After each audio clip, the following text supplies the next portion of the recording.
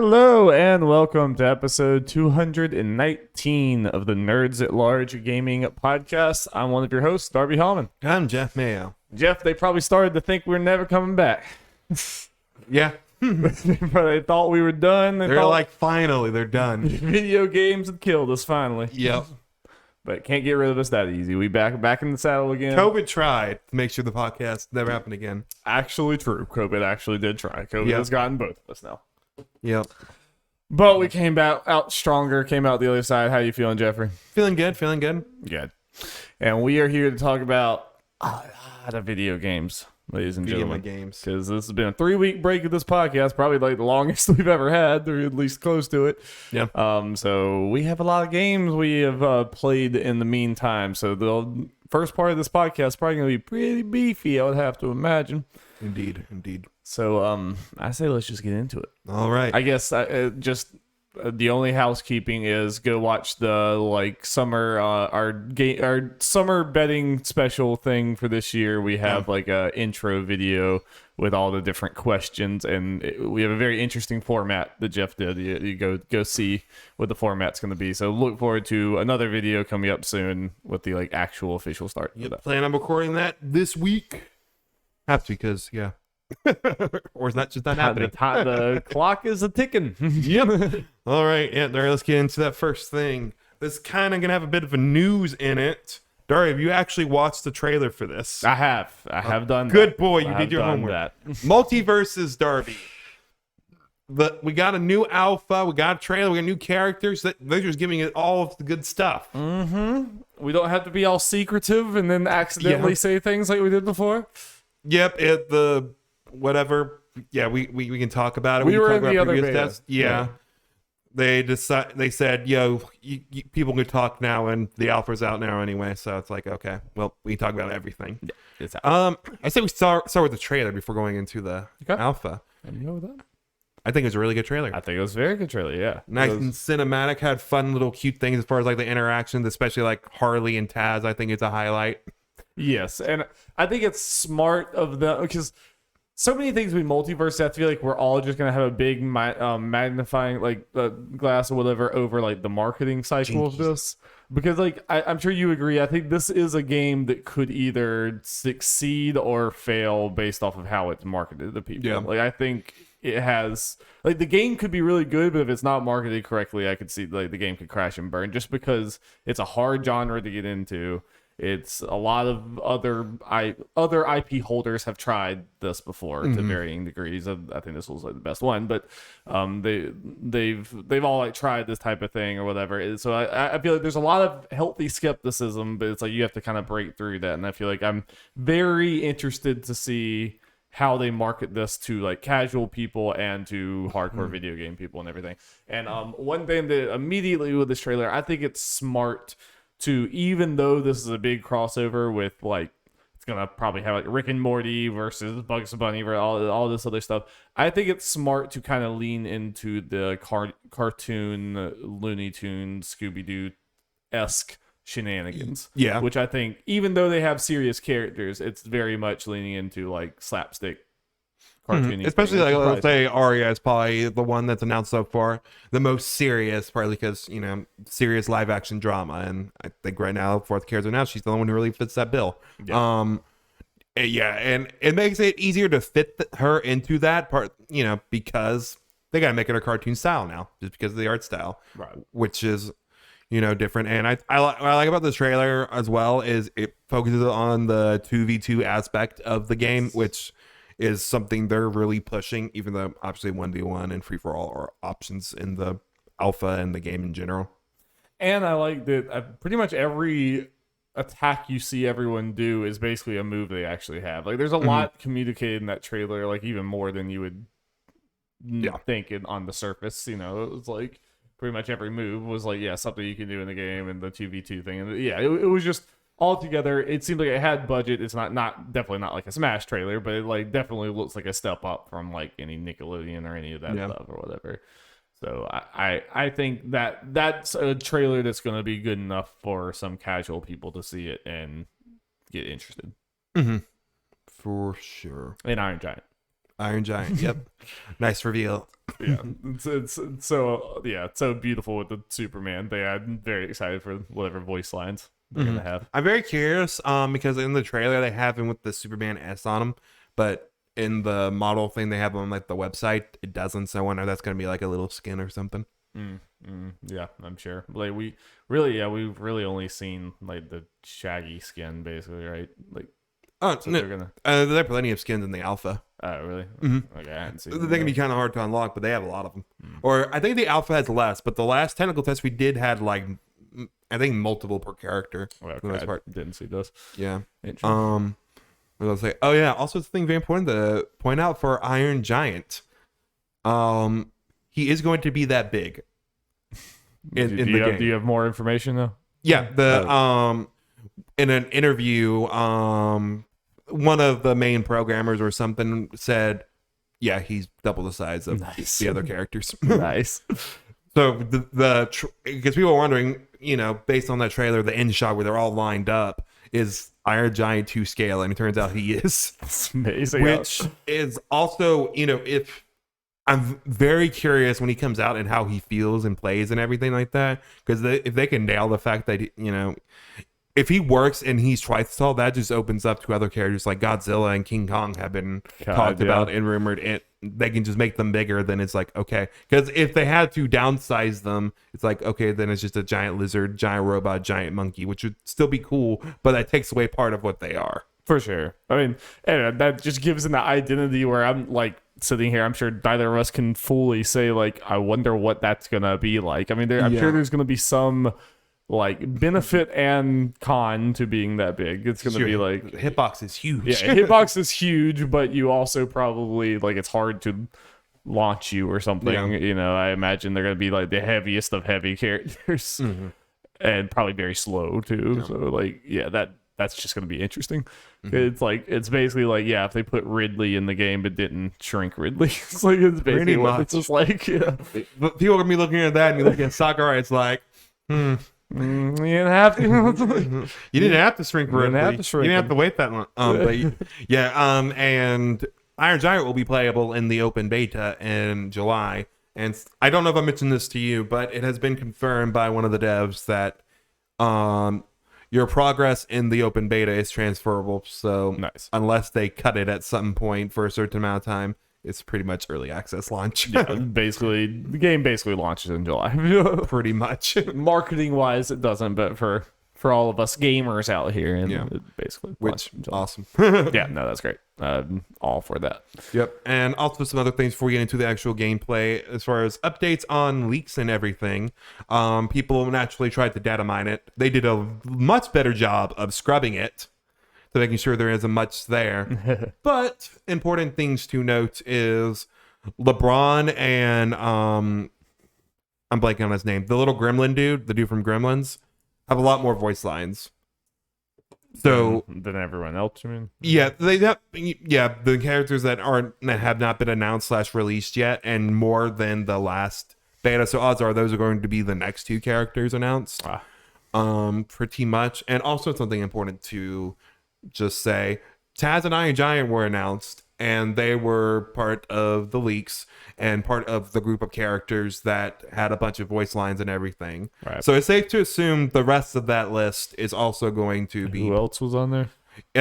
Gremlin Dude, LeBron, Raven, and Marvin the Martian were the other ones that were part there. And then there were other characters that had varying degree of shit in there, which could go either way. And there was I guess not confirmed at this point, but there was the Rick and like Gandalf are in that very original thing, which that picture is exactly what the... I think I did see someone saw more stuff maybe related to Rick in the data thing as well. I mean, it would be... Well, the Meeseeks are already regardless. In there. It would be an absolute shock if it was not. Even if we didn't even have this, like, it's like, Rick's coming. Yeah. You're not going to do this and not have 100%. Rick and Morty in. 100%. So, even though I'm not Elden Ring, even though I'm not Lord of the Rings guy, Gandalf would just be... That would be hilarious. That would be great. And that would get people to play the game for sure. Just having that. Oh yeah. Now let's talk actually playing. Let's talk about the game. Jeffrey, impressions. This game is very damn good. And It's for a lot of reasons, because it feels good, and whoa, the thing that we were saying would probably happen actually seems to be happening, where people are like, this game looks bad, and then they play and they're like, oh, this game's actually good. It's like, whoa. Crazy concept. What a shock. So, and that's something really good. Impressions seem to be very positive across the board from what I've seen. Pros, casuals, etc. Good. Yeah, I've only seen a handful of impressions. I really haven't sought out a lot of things, so that I'm glad to hear that. Like, I saw Maximilian Dude really into it so far, and all that kind of stuff too. Nice. So. Yeah, I am very impressed too, because I think it has its an identity and definitely a distinct feel, like from Smash Bros and stuff, when you have like this type of game, or even from All Stars, from any of those, it definitely feels like its own thing, where it's like really fast. It's definitely fast and mobility based, but like it doesn't feel like, I feel like I have like a lot more control than I ever felt like I did like in Melee and things like that. Like it's, I don't know, it feels a little more grounded, a little easier for me than like something like Melee. Yeah. But it is very like, I like how like kind of bombastic and all over the place it is. And those 2v2 battles, even though like I'm sure like we're not even scratching the surface of like actual teamwork, because like I'm sure that's going to be a skill that has to be learned to like play with your teammate and do like support characters and shit like that. So like there's going to be, I'm sure, a lot to learn and a lot to get better at, but like just so far it is really cool, and there's just a lot of like cool combos and different things that you've done where I'll like I can feel myself getting better at the game, getting better at like timing when I know that they're gonna jump at me and I'm like charging up an ability and then like launching at them. There's just, it seems like there are a lot more different things that your character can do than like Smash Bros. Or that I was expecting, like you have multiple things in your toolkit for every character. Yeah, and something that's really impressed me so far is how unique the characters are. Like, it feels like a lot of the characters have their own kind of unique gimmicks that, the kind of gimmicks that we've been applauding Smash Bros. For having with some of the more recent characters, something that is unique to them. Like, can't remember if I've mentioned it on the podcast, but Velma having the clues mechanic, gathering clues, and once the meter goes up, you call the cops and reveal your opponent is Old Man Jenkins, and the police take him away.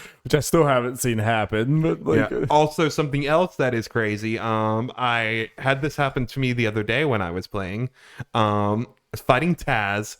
You've seen him do the salt and pepper thing. There's a little salt and pepper meter. Yeah. Have you seen what happens when that fills? The Taz's opponent becomes a walking chicken. You can't attack, and then I think I don't know what exactly happens, but Taz, he has a biting move that he can kind of chew on you a little bit and like eat you or whatever. Apparently, something crazy happens, devastating happens if he catches you in that form. So you're just a headless cooked chicken running around. Just imagine what this game's gonna be like 2 years from now. Like, oh yeah. I mean, that's one of the things. Like, LeBron's going to be a character. That's just thing. Like, that's a silly thing anyway. But now I'm like, okay, what are you going to do with his moveset? Like, I'm just now excited to see it. Oh yeah, because I have faith in what they've done so far. And like, this is not an insult to the game. It's just like showing what type of game it is. Like, this is not really a complete pick up and play game like I think Smash is. Like, Smash, you can hand the controller to and like almost any character to them. It definitely, like, the later characters maybe not as much, but the vast majority of them, they could just pick any character and they could get by with it. Here, there's definitely, like, if you pick a character without going into the lab, you're not gonna there's gonna be some moves that you just don't understand without, like, I think like Bugs and Tom and Jerry are two of the characters that kind of fit the most. Right. I mean, even Arya, there was like, I got her to enough to win games and do things, but there was like, there's elements of her kit that it's like, I don't fully understand what happens when I press this certain button, because she has like, I think even her basic attack, it's like, it's the knife throw and teleport, but then when that's off cooldown, it's something else. And then like the face stealing thing, I definitely don't understand yet of like how to do the certain ability with the face steal. They do have a thing, if you go on their thing and do the moveset, it has big explanations of text. That's all I mean, is that like, it's closer, it's not all the way there, but it's closer to a fighting game, or it's like in between a fighting game and a party, like a Smash party game. It's like, it's the midpoint between those two, where you are gonna have to look up a little bit, you know. What I hope they add at some point is and I think they did survey thing after the last technical test, and I filled it out and put this in. I hope they do like character specific tutorials because of all these characters have these weird mechanics. Do they not have anything like that? As far as I know, they don't. They got an advanced tutorial, but it isn't like anything character specific in there. Yeah. I might be wrong. Yeah, that would be good to have for sure. Yeah, it's enough. Like, it's complicated enough to where I think it would warrant something like that. Like fighting games have those, or a lot of good ones nowadays have those. Yeah. And cause I just think it's just deeper. I just think like people are gonna be legitimately good at this. Like, I've already seen some pretty creative shit.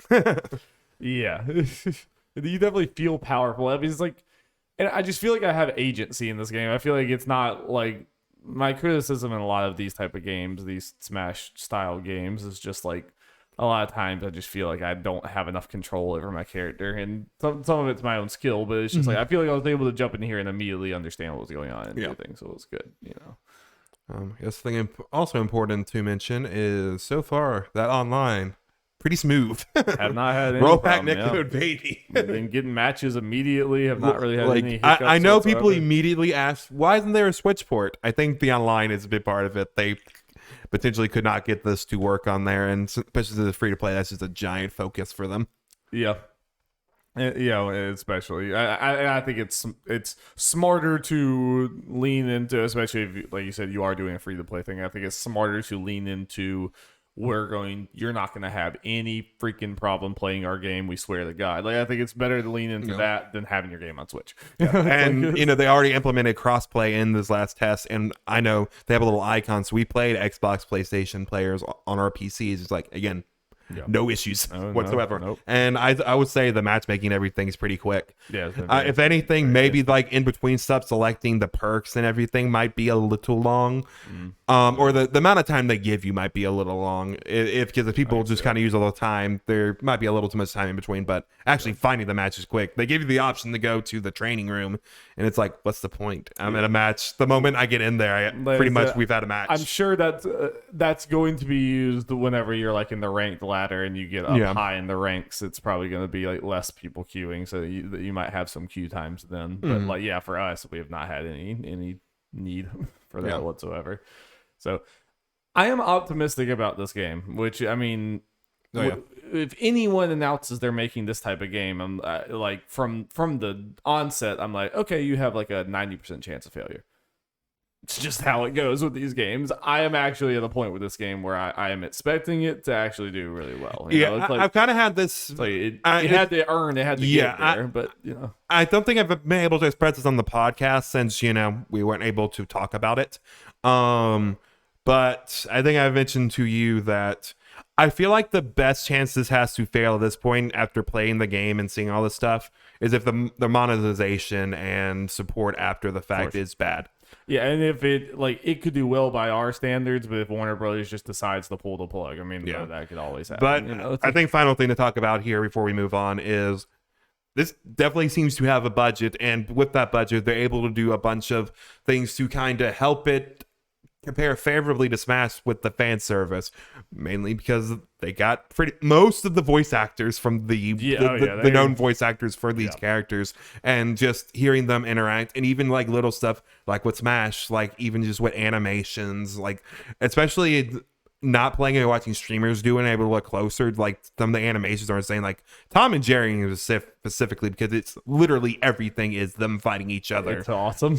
And just even some of like Velma's and Shaggy's, for instance, are just like run animations, like and they're running from Scooby. I mean, they're chatty, and they're like chatty with each other. Like it's not just like they're saying generic lines. I mean, there's some of that, but there's a lot of directly this character talking to that character, like referencing Bugs talking directly to Arya, Batman talking directly to someone else. I mean, there's a lot of that, like a surprising amount of that, which is really cool. Yeah, and just smaller things like when you do the crouch walk for Velma, it's her looking for her glasses, and when you do it for long enough, the screen gets blurry. It's amazing. It's like they're leaning into it. It's like it's almost a League of Legends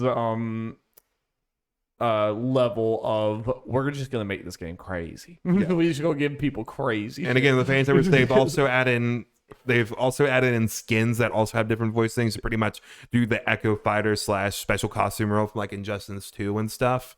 They do crazy things like I don't know if you noticed in the trailer, there's a Green Lantern there just on the ground. Green Lantern vehicle character, because you could just have costumes and have 5 Green Lanterns playable that way. Yeah. Just in one character slot. I mean, I would expect you're gonna have to have a lot of costumes and have those costumes be good if you're gonna have this free to play game. I mean, it's gonna have to, at least I hope to God that's how they're primarily making their money. Yeah, through those. I'm sure you'll be able to buy the currency to buy characters. That's gonna be there more than you want it to be. I can promise you that right now. It's just, is it there to a degree where it kills the game? Is the question. Yeah. But optimistic. Pretty damn optimistic at this moment. But Darby, how optimistic are you about Elden Ring after finishing it? I think it's probably Goaty, man. What? Against what? What else have you played? There's God of War potentially coming. That is just an interest. That's more. That's really the only thing I'm saying here is that I think it'll probably beat God of War. Well, we'll get into potential what could be Goaty talking on a later story, but yeah. Yeah, these might be the only 2022 games I play this year. Who fucking knows? So like just prepare for the in-year Jeff list, and everyone else talks about the 2 games they played. Yep. Welcome to our lives nowadays. But yes, I have beat Elden Ring. You are the Elden Lord. The Elden Lord. There was never a goddamn ring. I never got an actual physical ring. And what is this garbage? I mean, I was like, gotta put a ring on it. It's a bad game. They did not put a ring on it. So, true. It is terrible. 0 out of 10. Anyway, moving on. No, this game's real good. The game's real good. I know you've never heard that before. There's a fresh take. But no, I'll even say like my in play time was like 95 hours, and I definitely I didn't play very much for like over a month there. Yeah. And it really wasn't anything about the game. It was just I'd been playing the game for 90 hours or for like 85 hours at that point. So it was a lot of freaking hours. And so I had to I pushed it aside for a while, and I was like, I should play Elden Ring. I just don't feel like it's just so intense. I don't feel like it. And then finally I was like, all right, fine, I'm just gonna do it. I don't feel like it, but I'm gonna do it anyway. And then I would play for 4 hours straight. And then the next night I'm like, I don't feel like I'm just gonna make myself do it. And I play for 4 hours straight. It's like, no, even when I'm trying to push this game away, it's just too good. It's too good to deny. Which is a very high praise of this game for sure. And I think that from start to finish, there's very few things wrong with this game. I'm not the best at it, and I definitely had to use summon people in for a lot of the big boss fights. I have no shame. It was you truly didn't beat the game. Okay, sure. I have no shame. It's like you also attacked Twitch. Sorry to say, you also attacked the enemy. You can't do that. I was supposed to do pacifism. Yeah. I was supposed to glitch out. And, watch the only way. So someone has it in 7 minutes. I'll watch the 7-minute run. They don't do any damage to anyone the entire run. It's just glitching through the world. Nice for the whole thing. But it was really good. I think especially after going through it with all the things that they give you, with you being able to go anywhere in the world and explore and get more powerful and summon people in, even if you are scared about FromSoft difficulty like me and you were, I think anyone can come and beat this game. It's anyone who has any amount of a moderate level of video game experience, I think you can get through this game like I did. It's and it is still rewarding even when you're using those things that the game offers you. So even though I am not the quintessential FromSoft player, I really don't know if I'm going to go back to the old ones. I might try them, but I really don't know if I'm going to like them for specific reasons. Because I think Elden Ring breaks through a lot of that. I think Elden Ring is just special. It's just a special ass game. Indeed. In a lot of ways. Did not understand the ending. Even a little bit. Did you get the ending that we thought that you were gonna get? Yes. I guess the one I'm gonna get.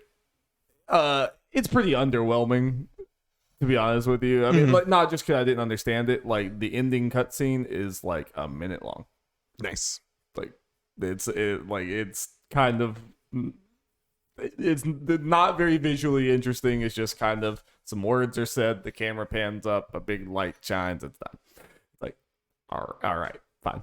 It's like, and the more I look up the lore is it is interesting. It is interesting, but the actual I will stand by my one like negative, and it's not even really a negative that detracts from the game. I still think I would probably give this game like a 10 out of 10 if I was rating it, because like this part, it really doesn't matter that much. But when people, I still have a disconnect from people when they're like, oh yeah, I love Durrani, or I love this character, I love this character, that character, whatever. It's like, to me, this is like almost like reading history or something. You don't sit there and cry over historical figures. Like, oh, this was really cool. This person had a cool life. This was a cool thing that happened. This war was interesting, but you're not like emotionally invested in these people. That's what Elden Ring is like to me, because none of the characters, when you're actually talking to them in the game and things that happen in the game, none of it is really like emotionally grabbing in any way to me. And like the characters don't have enough personality, and the dialogue, I don't feel like there's been enough time of personal enough. Any of them. Yeah, don't spend like hardly any time with anyone. But 5 minutes probably most with any character. Yes, yeah, probably the most character, and that's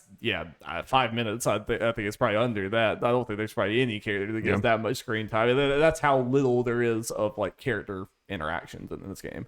And I think the world in general, especially the more you learn about the lore, it's like I thought something happened in this world that made everyone kind of mindless zombies or whatever.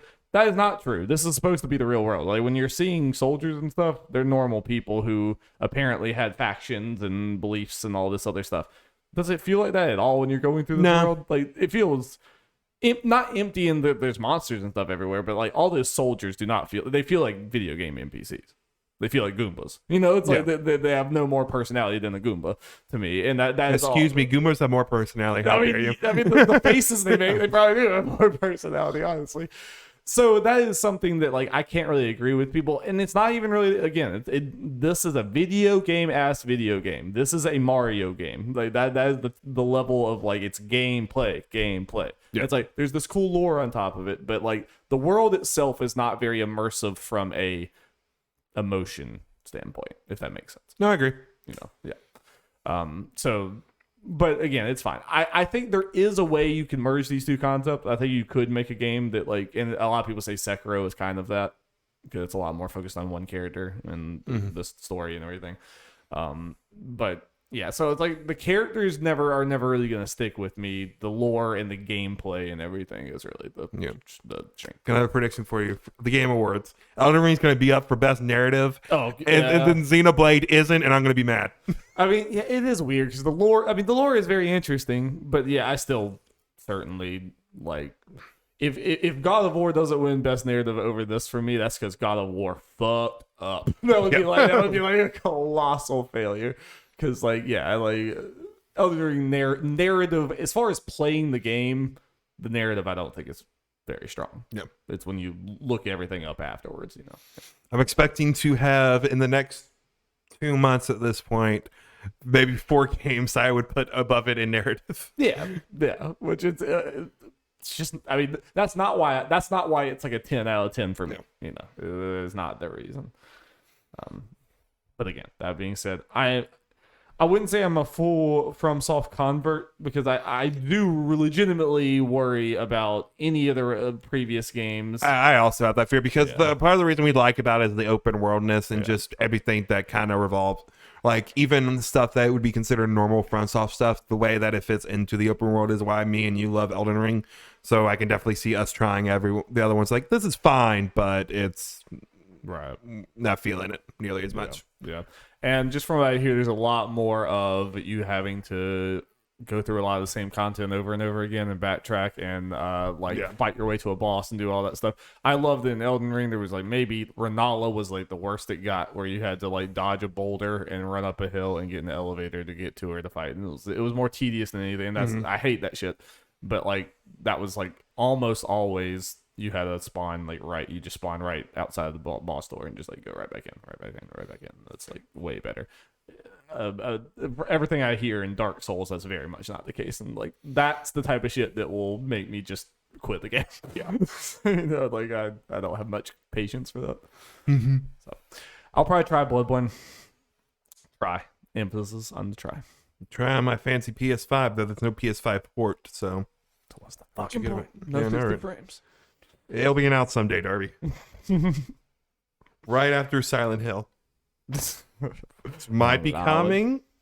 But Darby, I have played a thing. I start and finished in a single sitting the Stanley Parable Ultra Deluxe. Whoa, look at this gamer. Yep. The ultimate remake, remaster, whatever extended version of the Stanley Parable.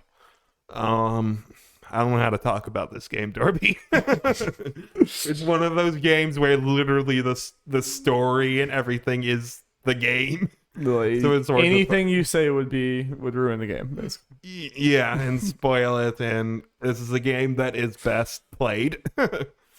For sure. So, I mean, I guess do you think it is as good as people make it out to be? Is it? Yes, it is very mindfuckery. It's very enjoyable. And I think what helps is it knows it didn't like overstay its welcome. Maybe potentially some people might feel if they're playing Ultra Deluxe, it's their first time playing Stanley Parable like me, that maybe all of it together might feel too long.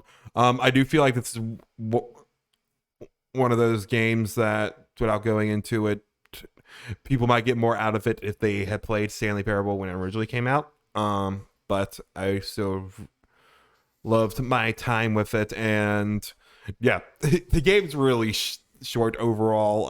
I heard how short the original ones, and especially since they make it clear this is the new content, as clear as they can make it. And then I pretty much played I think most of the if not all of the original contents. Like, yeah, that took me like an hour and a half probably. What was your total playtime? I think it ended up being like 3.5, 4 hours maybe. Gotcha. So yeah, like doubled its content. And I'm technically I'm not done everything for the new content. There's still some endings that I have not done yet. It is a linear game, right? Just with choices, but it's like kind does it not branch really. a lot? Or is it- Yeah, pretty much. That's kind of. I'll just leave it at that. Right. It becomes really clear very quick, but yeah. Gotcha. Cool. And I mean, just so it is the closest thing. It is like a walking sim story type game is the closest thing you could. This is an actual walking Put it sim. to, it's Yes. like, yeah, where all you pretty much do is walk. It's not even really a puzzle game. Like, I thought it was more of a puzzle game. It's a puzzle in the way of figuring out how to get the different endings. Gotcha. Is the extent of it, and they're not like crazy hard puzzles or anything. It's just kind of like, I wonder what happens if I did this. Oh, Or that's just different. Yeah. go experience this thing. Yeah. Figuring out the multiple branching paths, and yeah. Hell yeah. Well, I think I'm gonna play this with my sister. Yep. And as far as I know, it's on everything, including Switch. And this is one of those games where you play it on Switch. Yeah, I'll just get on Switch because that's way easier to be portable. To I carry can't really to think someone anything else's house. graphically that will just mess it up. Yeah. But yeah, Stanley Parable, highly recommend. Hell yeah, that's awesome. Something else I highly recommend: The Great Ace Attorney. This was part of the Lost episode where I originally talked about this after The playing. legends speak. Yes. Played one case. I have not finished the first game in this collection yet. I have done 4 out of 5. So I've got most of it. And damn, the Ace Attorney is a good series. They don't Capcom miss. do more with it. Do more with it, Capcom. But yeah, for people who don't know, the Great Ace Attorney is about Phoenix Wright's ancestor in, I think it's like, I don't know, a little over 100 years ago, like before Phoenix would have been a thing, maybe roughly. I'm blanking on the Japanese name of this dude, but Isn't his name Herlock Sholmes? no. That's a someone different else. character. Yeah, the actual character you play as, by Ryuzaki or something like that. But yes, he is prone to being a lawyer. Pretty good at it. So he continues kind of going in that. Also, a big part about this is Japan has signed a treaty with the Great British Empire. So you go to London at some point. Wow. And it's very Jolly old interesting. I haven't played all Ace Attorney games, so I don't know if this is something similar has happened in one of the other games. And I think it's a unique thing for here. And when you go to the Great British Empire and have to do those trials, there's a jury that of a bunch of wacky characters. So you got more wacky characters around than just like the judge, whoever is part of the trial, and then the lawyer and prosecutor and that kind of stuff.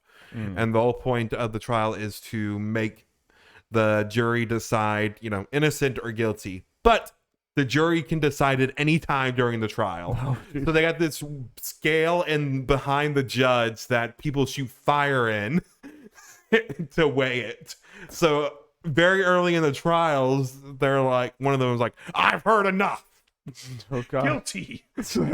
And then once they all five do guilty, you gotta kind of scramble real quick. It's like to change like at least half of their minds. Oh my God. And do all that. And naturally the trials and everything are anime shenanigans.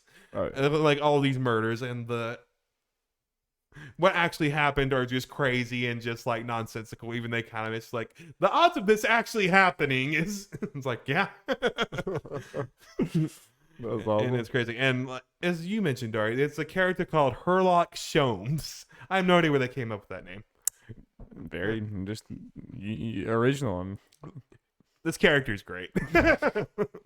He's a detective like the Sherlock Holmes, but he has like an magazine like story thing written about them. So one of your character's like friends is like a really big fan of him and all that kind of stuff. And he's very show offy and like does a bunch of stuff with his hands and just like poses and shit. Mm-hmm. And they have this fun little thing where Herlock will, try to guess what happened, but he's always a little bit off. So you got to kind of go in and fill in and change it. But as it going on, he'll kind of like twist and do poses and like snap, and the light will just go on whatever he's talking about, and it's just very fun. It's amazing. So, and also something very important I think to mention for this. This is a great entry point if you have not played any of the Ace Attorney games. It's completely separate. You do not need to know anything about... It's a prequel. Yes. You do not need to know anything about Phoenix Wright and his stories. And I think it's also very good because the production... It's a visual novel. It's not like the biggest budget. But for it, I think it's good because characters are animated and that kind of stuff. I think the models look good. This is a newer-ish game, right? It is. I think it came out like 2017. At least the first one did in Japan. And the US got it last year. Right. So, yeah, highly recommend this. Yeah, it's on PlayStation and Switch. Obviously, if Switch is a good place to have it. That's why I'm playing it on. Yeah, that's the Switch game. Yeah, highly recommend if you're into like those murder mystery things. Like even if you're not necessarily like into the visual novel, like I think these visual novel things are worth getting a try if you're into the kind of stories are, because there's just these negative connotations against the genre, whatever the medium. If you're into these stories, it's kind of like reading a book, but you get a little more interactivity, or like a TV show or something. I mean, I should look into more of them, especially with how much I love 13 Sentinels. Mm-hmm. It was like I just haven't really played many of these games. Like I really should look into like the really good ones. Yeah. Yeah, highly recommend. Hell yeah! All right, final game thing to talk about. Do it. All right, well, this is a little different one because this is a ROM hack of a very old game. Jeff? Yes? I'm calling the police right now. Wee woo. I am playing Pokemon Emerald Kaizo. Kaiba? Yep, Seto Kaiba. People who don't know, Kaizo is like a thing. I think it's mainly for like Mario, where people just mod it to make it extremely fucking hard. That is the point of this.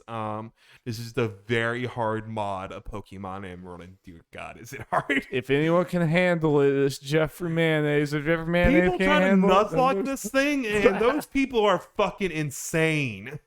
There are apparently 20 to 30 people, is the number I saw, that have actually completed a Nuzlocke of this thing. I'm like, how? It'd be hard enough just to beat it. Yeah, it's crazy. Like you got this. Yeah, so in what ways does it ramp up like Pokemon difficulty? Is it AI is just better? Is it simple start? The Pokemon that are available or the Pokemon that people have and the moves, like you'll go into a random battle and they'll have like 4 Pokemon where you've played Nuzlocke with me. The random scrubs will have like 2, maybe 3 of their special max. But they'll have, pretty, at least especially for their high level Pokemon, pretty strong Pokemon. They will have very good move sets that you think, oh, this is a grass type. Let me put in a fire one. Oh, they know like a water move or a rock move or these random moves, which is, if you're smart, that's what you do with these Pokemon, do type coverage, but they go crazy with it. And then they'll have held items that are crazy. They'll have the best nature. They'll have all this crazy shit. And let me tell you about the fucking gym leaders and the boss characters. Immediately, first gym, 6 Pokemon. Yeah. Most fully evolved. By the second gym, all 6 Pokemon are fully evolved Pokemon, and most of mine are not. And with the moves that are available to me, a lot better moves. Like they'll have like in-game moves in the second gym.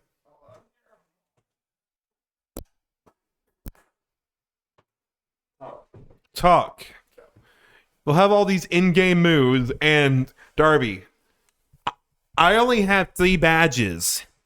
One of the bosses I just fought had a fucking legendary. That's how his team. That's the first thing he put out.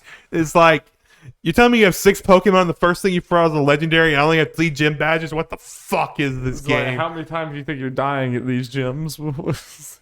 I haven't like blacked out a crazy amount, but especially during the bosses, like I'm going to the Pokemon Center and healing a lot. Yeah, like I have to do after most fights. I think every gym so far, maybe not the first one, but the second and third gym, it came down to the last hit. I literally was on my last Pokemon awesome. in the red. That's awesome. And it was only luck that saved me. So is it riveting? Yes, it is very riveting. I'm trying not to like crazy over level, but I'm also not trying to look things up, so I just kind of guess like what I think the levels are going to be. Yeah. I am using some cheats. By cheats, I'm just using like, I gave myself infinite rare candy, so I just don't have to grind. Yeah. And time savers, that's fine. Yeah, and I'm using a rotating team of Pokemon, because what this does, in Pokemon Emerald, you played most of that game with me for a Nuzlocke. There's only a limited amount of Pokemon, mainly Gen 3 Pokemon, and then select Gen 1 and Gen 2 Pokemon. This game, it's, uses Pokemon throughout all the first 3 generations, because that's all the Pokemon that are technically available in Emerald. And they mess around with it. It's like, oh, hey, if you want to in the first town, you can catch a Charmander. And like they just give you all these options for Pokemon to use. Nice. Which, yeah, so you can kind of go crazy with the team. And you have to really think about what your team is. You can't just go in and not have type coverage. You can't just go into a gym like, I'm just going to have like into the fire gym and just have all basic water Pokemon. Like, that's not going to cut it. They're going to have something that counters that. They're going to wreck you. And yeah, wreck you. Like it's fucking insane. You gotta be balanced. Yeah, I legitimately question. Like I'm getting by now, and I mean, like I'm not doing like I'm getting very fine now, doing well. But by the end, where I can't have like a level or 2 like up on these gym leaders or bosses or whatever. Like, will I be able to beat the end? Because I have heard that the Elite Four is all level 100 Pokemon. And if I'm already fighting a mid-game boss that has 1 legendary, that champion's going to have like at least 3 legendaries. I'm booking it now. It's probably going to bring out fucking Mewtwo or some shit. Wait, I'm just going to be like walking down the hallway in our house and you're going to hear, fuck! Yeah. Like, yeah. But it is fun. For sure. Yeah, I mean, is there an element of like kind of always wanted to see a little bit of this, at least as an option in the Pokemon, like see some element of like, obviously if Pokemon games at least had an option for like this kind of difficulty, Nuzlocke would just not be a thing. Like, yeah, you just need that. Like pretty much only PokeTubers are doing Nuzlocks on this just for content. Yeah. And mostly failing. I'm sure. Yeah. Like I can't imagine, because a lot of Because the game just automatically locks you. You cannot use items. You can use the held items like we do, but you can just you can't use items by default. Like in battle. Yeah. So you can't heal. But I mean, honestly, I think that should be a thing even in base Pokemon, like, because it doesn't. The game would still be easy, but like that just makes the game like impossible to lose. It's just bad, It's like yeah. But here it's just feels mean sometimes. I don't know. I feel like that would be, unless you're just like they just one shot like all your Pokemon or something. It's like it just makes it impossible to lose a lot of those battles. Like you can just outlast them if you just have a bunch of potions. But that's cool. Yep. Give, I guess, more updates on my journey as I go on. Hopefully Pokemon Company will one day just see that everyone's having to go to such great lengths to add difficulty options to their game, and they should just add it. Yeah. Again, I mentioned this before. They weirdly enough, and I can't remember if it was Black and White 1 or Black and White 2, they had a hard mode in there. You had to beat the game, Why is that but just one gym. And I think it was only one of them, so it was like only Black. Oh, what the fuck? That's so stupid. Yep. All right, Darry, we talked a lot about games. Let's get into that news. Oh, Jesus. News jingle. Jingle, jingle, jangle. It's been a while, Darby. Okay. Big news, Darby. Big news. Hold on to your butts. Starfield and Redfall from Bethesda have both been delayed to the first half of 2023. If you can't release it on 11/11, then what's the fucking point? Fucking cancel the game. Nope. It's gonna come out 11/11/23. Get ready. So, Darby, what's your reaction to these? Not overly surprised. I mean, Redfall. I had to remind you, it was supposed to come out this summer. No one, but no one even was aware that it was coming. It was supposed to come out. I had some faith in Starfield. I'm not surprised, but I had some faith in it since I know it's part because of the history of that date. But them putting it so far advanced, like, okay, they must feel at least decently confident. Yeah, because people put like time on that thing, but people usually don't put a hard date on it that far in advance. Yeah, it really was just because of the historic thing with the Skyrim coming out 11. They're like, it's a year and a half. They were way too gung ho on like, we're gonna make this thing. We're gonna put this date on it. But yeah, I mean, if you had stopped me before this and said, is Starfield coming out this year, I would have said yes. But I'm also not like surprised. I'm not like, what? It's the game seemed very early when they announced it. Like they pretty much said so. So it's like so any delay. So I mean, when the project's that early and it's a big game like this, you can't really predict when it's going to come out exactly. If you're the studio trying to project in the future, there's a very big margin of error there that you don't know that you can't. Then we got reports that they were worried about that date because it's like, oh, we could be the next Cyberpunk. Yeah, which if that's even coming up in conversation, delay. Yeah, just push it. Way better to just push it. Yeah, so I'm not definitely not upset about this, and especially because again, I haven't seen enough about this game to be upset or happy or anything. It's like I'm not there yet. It's like this is a concept that is yet to be proven. I'm sure, and they've even said we're gonna see it this summer. I hope we see at least enough to really know what the game is this year. You have to imagine, even if it's not coming out this year, it's gonna be a quote unquote headliner at Xbox Showcase. Yeah. And then Redfall, it's ironic because it was supposed to come out this summer. It's supposed to come out well before Starfield, but I had that's not even the talking point here because I so much thought that was far out. I didn't think there was that. Also, that trailer was just a cinematic, not even a hint of gameplay or anything like that. I'm the fact that was supposed to come out this summer seems insanity to me. Well, a big thing about these delays is Xbox fans are not happy. Not necessarily delays, but because Xbox upcoming schedule is very light.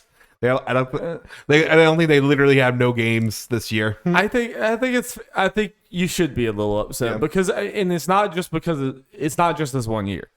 This has been year after year after year after year after year of Xbox like kind of not having much at all. Like the Halo release was really the They did have Goaty last year, so we'll give them that. It was by far the biggest. Wait, what? They released Psychonauts 2. They released the Goaty. Okay, yes, you're right. Correct. You're correct. Okay. Yeah. They but as far as like just big releases that are popular and sell like a critic, you know, like for better or worse, Psychonauts is a very niche thing. As far as like the big critical success thing, Halo is the only thing. Is the only thing they've had in years. What was the last thing before that? Yeah, I guess the yearly Forzas and stuff. I mean, like that. They do deserve credit for that, but I mean, if PlayStation only had MLB The Show every year, I don't think we'd be talking about PlayStation the way that we talk about them. You know, it's like I think it's worth being a little upset with them about it. I do think we've been saying it year after year after year, but I do think eventually the games are gonna start coming and then not stop coming for Xbox. Like I think that eventually the floodgates are gonna open with all these acquisitions. We're gonna start getting games, and then I think it's gonna be a pretty steady clip, more similar to PlayStation, if not more, just because they own so many damn studios at this point. But I think the payoff for this has taken a long time, and I think a lot of that was they were very excited and they wanted to show a lot of these games early, just because they're trying to build up their brand, they're trying to repair their brand. So they're like, we're going to show you Avowed, we're going to show you Outer Worlds 2, we're going to show you Hellblade, we're going to show you all this. None of those games were even remotely like close to being done. Like not even like they were all early. Yeah. So I think that this is you get a lot of people talking about you, but this is the bad side of that. This is the con side of announcing something that early. Is people are going to be kind of upset when it's 4 years later, and there's not even a sniff of these things coming out. So yeah, I think Xbox kind of has to just take these on the chin. Yeah, and just hope that like if they come out next year and finally have some of these games and they hit, we're not going to sit here and say, yeah, but they were so shit last year. So it'll be like, no, they have good games. Great. Yep. Yeah, and Phil pretty much said, we hear you. We understand the feedback. He actually responded to it. Which, yeah, I'm curious, like, what's all going to be shown in the showcase. Because if in some ways it feels like they've announced everything that they have on their table for the foreseeable future. So it's like, okay, yes, show us some of the stuff. And then even if they show it, it's like, okay, how far away is it actually? Because again, in all of these, they're like the only reason to be excited about any of these is just like you like what the people have done in the past and everything. But Redfall's another one that looks like we don't know any, like... we know generally what kind of game it is. Yeah, we know more about that than Starfield. We know it's like a multiplayer game like that, whatever. But like, whatever the hook of, and Redfall is just another one that I've seen people talking about. Like, I think Redfall has the chance to really be huge and like blow up and put them on the map and everything. It's like you haven't even remotely seen this game. Like where is this coming from? It's like it could happen, but until I'm shown otherwise, I have no reason to believe Redfall's not going to be one of those games where streamers and influencers and people in general play for like a weekend and then it just kind of slowly fades into nothingness. Because I hate to be this way, it feels like one of those kind of games. So until they show like why it's different, I just have to believe that for now. Like look at Back 4 Blood. Yeah, and that had a lot of things going for it with the, it was basically just copying the previous IP. Yeah, I would say that's even more set up for success than Redfall is. Yeah, that happened. But yeah, even that trailer, the one thing I have to go off of, it had very kind of trying to relate to the kids, but not really understand. It was kind of cringy. I'm sorry, like a lot of the humor and stuff. It definitely like reminds me of like bad Fortnite imitation stuff in some ways. But even that, it's just like we just don't know. I don't know enough about the game, and I haven't seen enough about the game to like say it's going to be a complete bomb or a complete success. I just, with both of these games, with Starfield and Redfall, people have like taken and run with these things to such a crazy degree where I'm like, y'all are gonna be disappointed. I can tell you right now, even if the game's good, y'all are just hyping this up from nothing. Well, I've mentioned it when we talked about like potential overall GOTY games.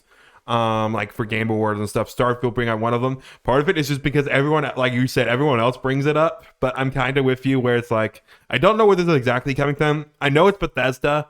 Yeah. But you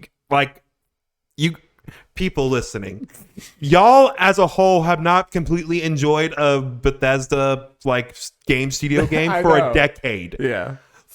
Fallout 4, people kind of liked it in the beginning, but it quickly petered off until everyone's like, it's okay. Yep. And then Fallout 76. Yeah.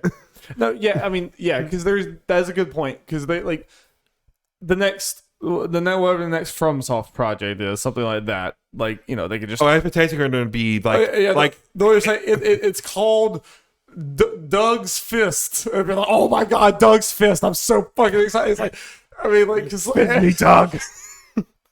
Because everything they've done has been amazing and has gotten better and better and sold better and better and pleased everyone, made everyone happy and everything. Yeah, that is the difference. It's like, yeah, Bethesda, it's like, yes, they have a history way in the past of doing this, but it's like, it's been a long time. Like, they don't really get the benefit of the doubt from when I haven't seen the game at all. Like, really, it's like, you know. Yeah, it's kind of a shame. It'll be interesting to see what the other nominees are for Game Awards, but it is unfortunate we're going into this like God of War. If God of War comes out and it's gonna be thinking, it's that or Elden Ring is the only possible chance.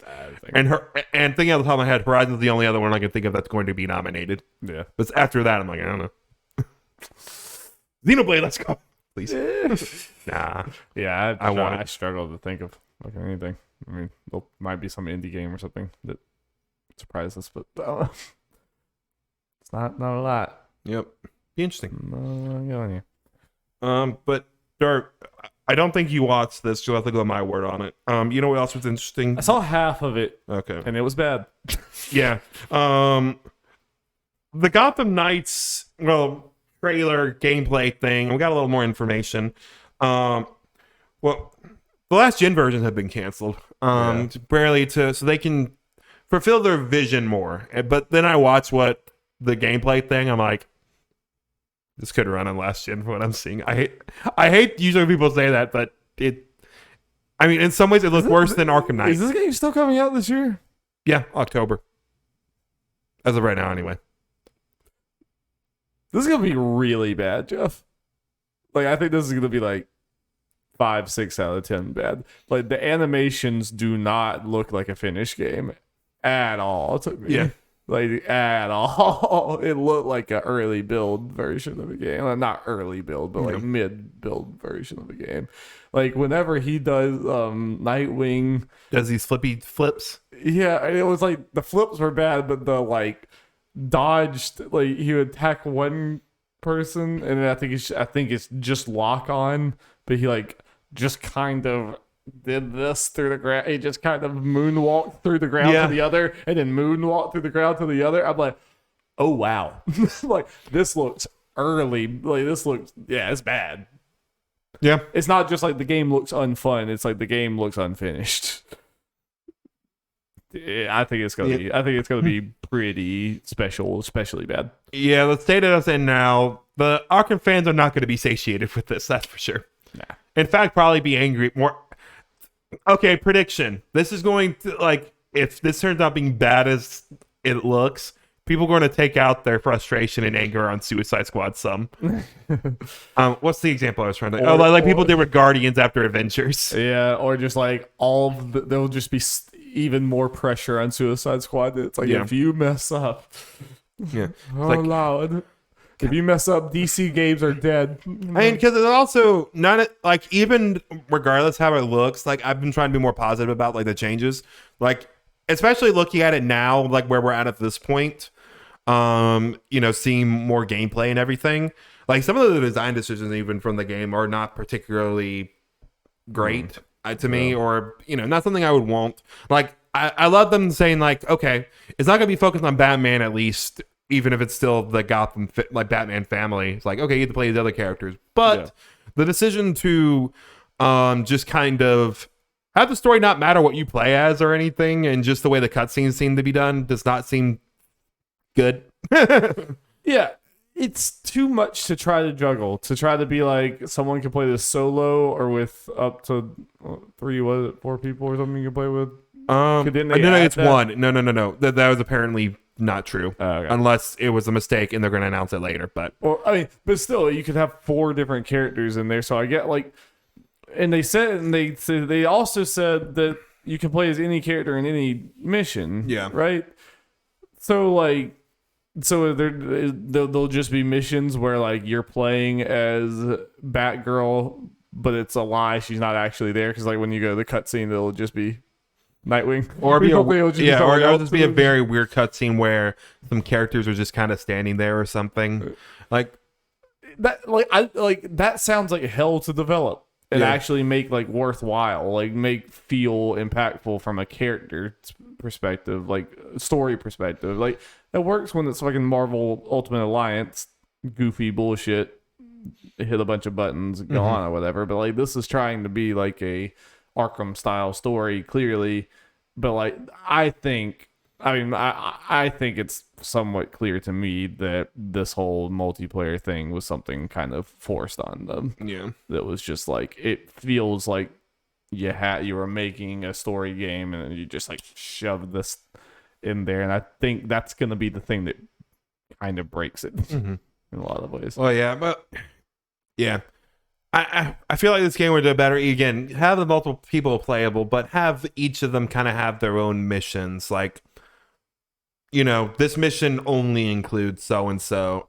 Like, yeah, probably better. Yeah, better as a single-player game, this idea, with certain characters being at certain things. Because I feel like one or the other. Because I feel like with these kind of things, especially since they're all Bat Family, Batman sidekicks, adjacent characters, the fact that they all have to be there and it makes kind of sense story-wise, I think hurts it. Because you can't have something like, okay, something's happening to Barbara, like across the city. That makes sense. It's like, okay, everyone has to be here for whatever reason. Or the worst case scenario, the story does have, something's happening to Barbara, we gotta go save her, and then you cut and she's there fighting to go save herself. It's just like that much of narrative dissonance, you know. It's like, and they're really talking about gear and customization, and I don't know if you got that far. The gear does not look good. I don't think I did. Like the default the default costumes for all the characters I think are good, they're fine, but then once you get into the crazy gear they come out to, it's kind of like like I was fine with it. Like I felt like Injustice did pretty good as far as like the gear generally looked good in my opinion, but some of this is like just over designed mess. Yeah, I'm sorry, Jeff. It is what it is. Why is it so hard to make good superhero games? I don't know. It just seems like every other one is bad. Yeah.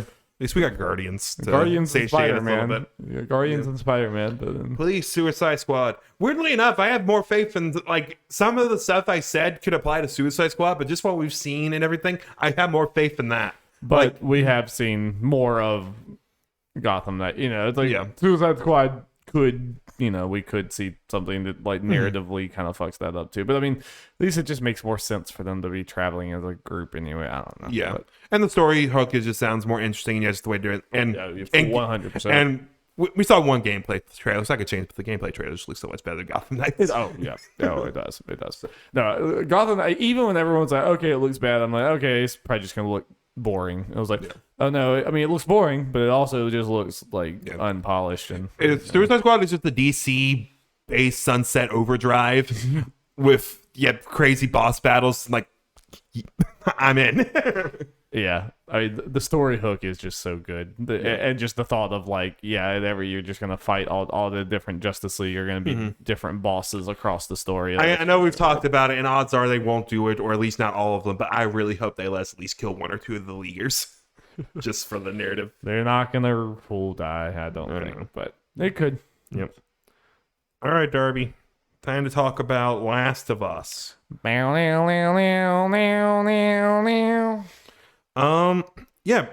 talked about it. That long rumored Last of Us remake.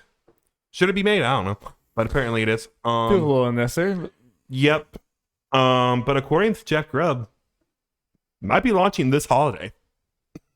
Yeah, I mean, it was a long time ago that we got the rumor, and there was the thing with the whole bend, right? Yes, the bend was, or at least some bend people were put on this, and if they were put on this shortly after Days Gone, I mean, that wouldn't be the most surprising thing to me that they could be ready for that. Sorry. You saying like Ben working on this? Purely, this is Naughty Dog. Okay. They were talking about Ben, but Naughty Dog apparently took it over. Well, I mean, sorry, that is what I meant, but I'm just talking about timeline wise. Though they were being put on it back then. I know they didn't. Yeah, you're right. They didn't fully go up, but still, to be honest, still timeline wise, it was. It was like started I fully reserve my right to completely go back on everything I'd say here if it comes out and they prove the concept to me in action. But from where I'm sitting right now, it feels. I mean, it feels like too early, or like not an old enough game to be remade. And I think part of it is just how cutting edge it was at the time. Because I'm sure people could immediately point to like there being remakes from games around this era already that everyone was fine with. Dead Space. Dead Space was a little early, right? I mean, it depends how much you say a long difference in time. I was about to bring up Dead Space, but wasn't Dead Space like 08, 07 or something? I don't know. But I'll look it up while we're... That is a fair... Yes, that is a fair one. I think part of it is just, how... but Last of Us just feels like it still looks pretty damn good, Yeah. It's like... Yeah, it's 2008, looks like, Nailed it. God, I'm so good. That is 5 years earlier, so that doesn't make more sense. That might not seem... That is a decent amount of time before. Mm-hmm. And it's just part of it is just weird. Like, it just kind of feels like the cynical look on it is just trying to capitalize on The Last of Us popularity when in the HBO series. That's probably what they're thinking is like getting this out because like shortly before. Even if you were gonna look at Naughty Dog and be like, we're gonna remake one of their old games, like the original Uncharted makes a lot more sense because that game doesn't play very well now. Like that game is aged poorly in a lot of ways. It's like I don't even think they should do that. I'm just saying, Yeah. If you were not thinking about we're gonna capitalize off this. Yeah, and again, I've seen more people, I guess, come around or at least are vocally for The Last of Us remake, but still, it's a game that came out at the very end of the PS3 thing. It was, crazy at the time. Mm-hmm. We had a PS4 remaster of it, which just made it better. Yeah. It's like... I've played some of that PS4 remaster. Spoilers, game's still real good. Yeah. Still plays real good. I mean, I guess it's kind of like, how much are they going to do on it? I guess there could be something to it if, I don't know, maybe they add some scenes or something to build some stuff out, maybe for some characters, or revamp it, maps and stuff to have more like Last of Us Part 2 gameplay. But that also feels weird because you can't, not that they would go to the level of this, but like, it feels like you can't really do like a Final Fantasy VII remake style or changing a bunch of things when you literally just had the sequel right now. Yeah. So it's like, if you change... how much you changing because you just had that, or even Resident Evil, I feel like works so much just because like those are old games or whatever, so you can change all these things and it's like, okay, this cool remix of it. It's like Last of Us is just still so much a going concern right now that it just feels like doing anything other than just a direct remake, 1-to-1 remake or whatever would be weird. But then the 1-to-1 remake is not very exciting. So there's just like, I don't know. It's kind of then it's like, why not just remaster it? Yeah. Unless it's the weird thing where people are saying remake, but it ends up being just a very fancy remaster. It might. I think it's going to be somewhere in between the two. I think like they saw. I think the Last of Us remaster on PS4 did really well, but they know that they can't just say that this is a remaster again because you literally just did that for PS4. So I think they had to be like, okay, we have to call it something else. Yeah, and again, different. We've talked about different companies kind of have different meanings when they say remaster, remake. But when we do have some examples for Sony remakes like Shadow of the Colossus, which is very much and Demon's Souls visual remake. Way more one. Like I think Shadow had a little bit controls link, but nothing really that significant. I expect this to be closer to those two rather than and if it is that, I'm really gonna be like, what's the point? Yeah, I mean, it would probably be one of those. Like, it would be one of those games that I might actually just not play or not play for a long time. I probably wouldn't play it until I was ready to replay Last of Us anyway. Yeah. It would just be one of those things that if I had a friend that wanted to get into Last of Us, I'd be like, yeah, sure, play that one. Play that one first. You know, play the remake first. Why not? You know, whatever. It's just going to be a better version. It's good. It's like probably not gonna win if this happened, but something that might be annoying is if it is a more 1-to-1 remake and then Last of Us is up for goaties. Yeah. You're like, that would be annoying for me. Cause I'd be like, well, it's my like number 3 favorite game of all time. So yeah, I guess. It's just very boring. Yeah. Again, reserve my right to completely go back on everything if they. Oh yeah. I mean, most when we're talking about like going back and when we're talking about is if it's more than we were thinking and they go completely crazy with it. Might still be a little unnecessary, but that does not mean it's not worth it. Will there be plot ghosts? And all the arbiter of fate. Ellie goes back in time. We start the game and it does the opening credits is like story by Neil Druckmann and this is and Nomura. It's like Neil Druckmann and then it deletes Nomura. Like, oh. Everyone's like, fuck. And I'm like, let's go. What do you got for me, Nomura? And especially where I don't necessarily think this should be made, I'll be like, okay, let's do this. Oh, Lord. We just go a little bit and Joel has a gun for a hand. Seen things. And zippers, so many zippers. So many. Clickers, more like zippers. So right. All right, Silent Hill. The rumors have been going on for years, Darby. So fucking. To the point where honestly, it's getting to new Switch levels for me. Where it's like, okay, guys, we need something substantial. Shut up until it happens. Yeah, until we actually, yeah. But I say we finally got the substantial rumors where I'm like, okay, we can talk about it. Yeah, I mean, I was definitely when these started popping up in podcasts I was listening to, I was like, are we seriously fucking biting on Silent Hill rumors again? It's like, are we doing this fucking again? But what I listened to is like Dusk Golem. There's a lot. It's like, yeah, it's probably happening. Like now, it's more of the question is like, is it going to satisfy Silent Hills fans? Because like, that's more of the question. Because Silent Hill game has not done that in quite a while. But yeah, as I already mentioned, Dusk Golem. Popular, not popular, internet dude who likes to post a bunch of leaks and shit. He has been right on mainly for horror stuff. Yeah, I nailed a lot of Resident Evil Village stuff, for instance. Yeah, all the werewolf, all the everything. Yeah. Posted were apparently screenshots from a new Silent Hill game and were shortly taken down by the copyright holder, aka Konami. And also a bunch of rumors and stuff mainly from Jeff Grubb and Nate the Hate, who I don't know if you recognize that name, Darby. I have definitely used him before when talking about rumors. He definitely knows stuff. Doesn't know everything, but definitely gets information. Mentioned that Blooper Team is working on a Silent Hill 2 remake. Right. So multiple Silent Hill games are being made is what all the rumors seem to be pointing to. Yeah, and that's Blooper Team has been tied to the rumors for a long time. Yeah, known for the Medium and well, I don't know, what's that witch game? What was it called? I'm blanking. Whatever. They made Blair Witch. Yeah, Blair Witch. Okay. People are not happy about that. Yeah. People do not like Blooper games. Either of those games. Yeah. Yeah.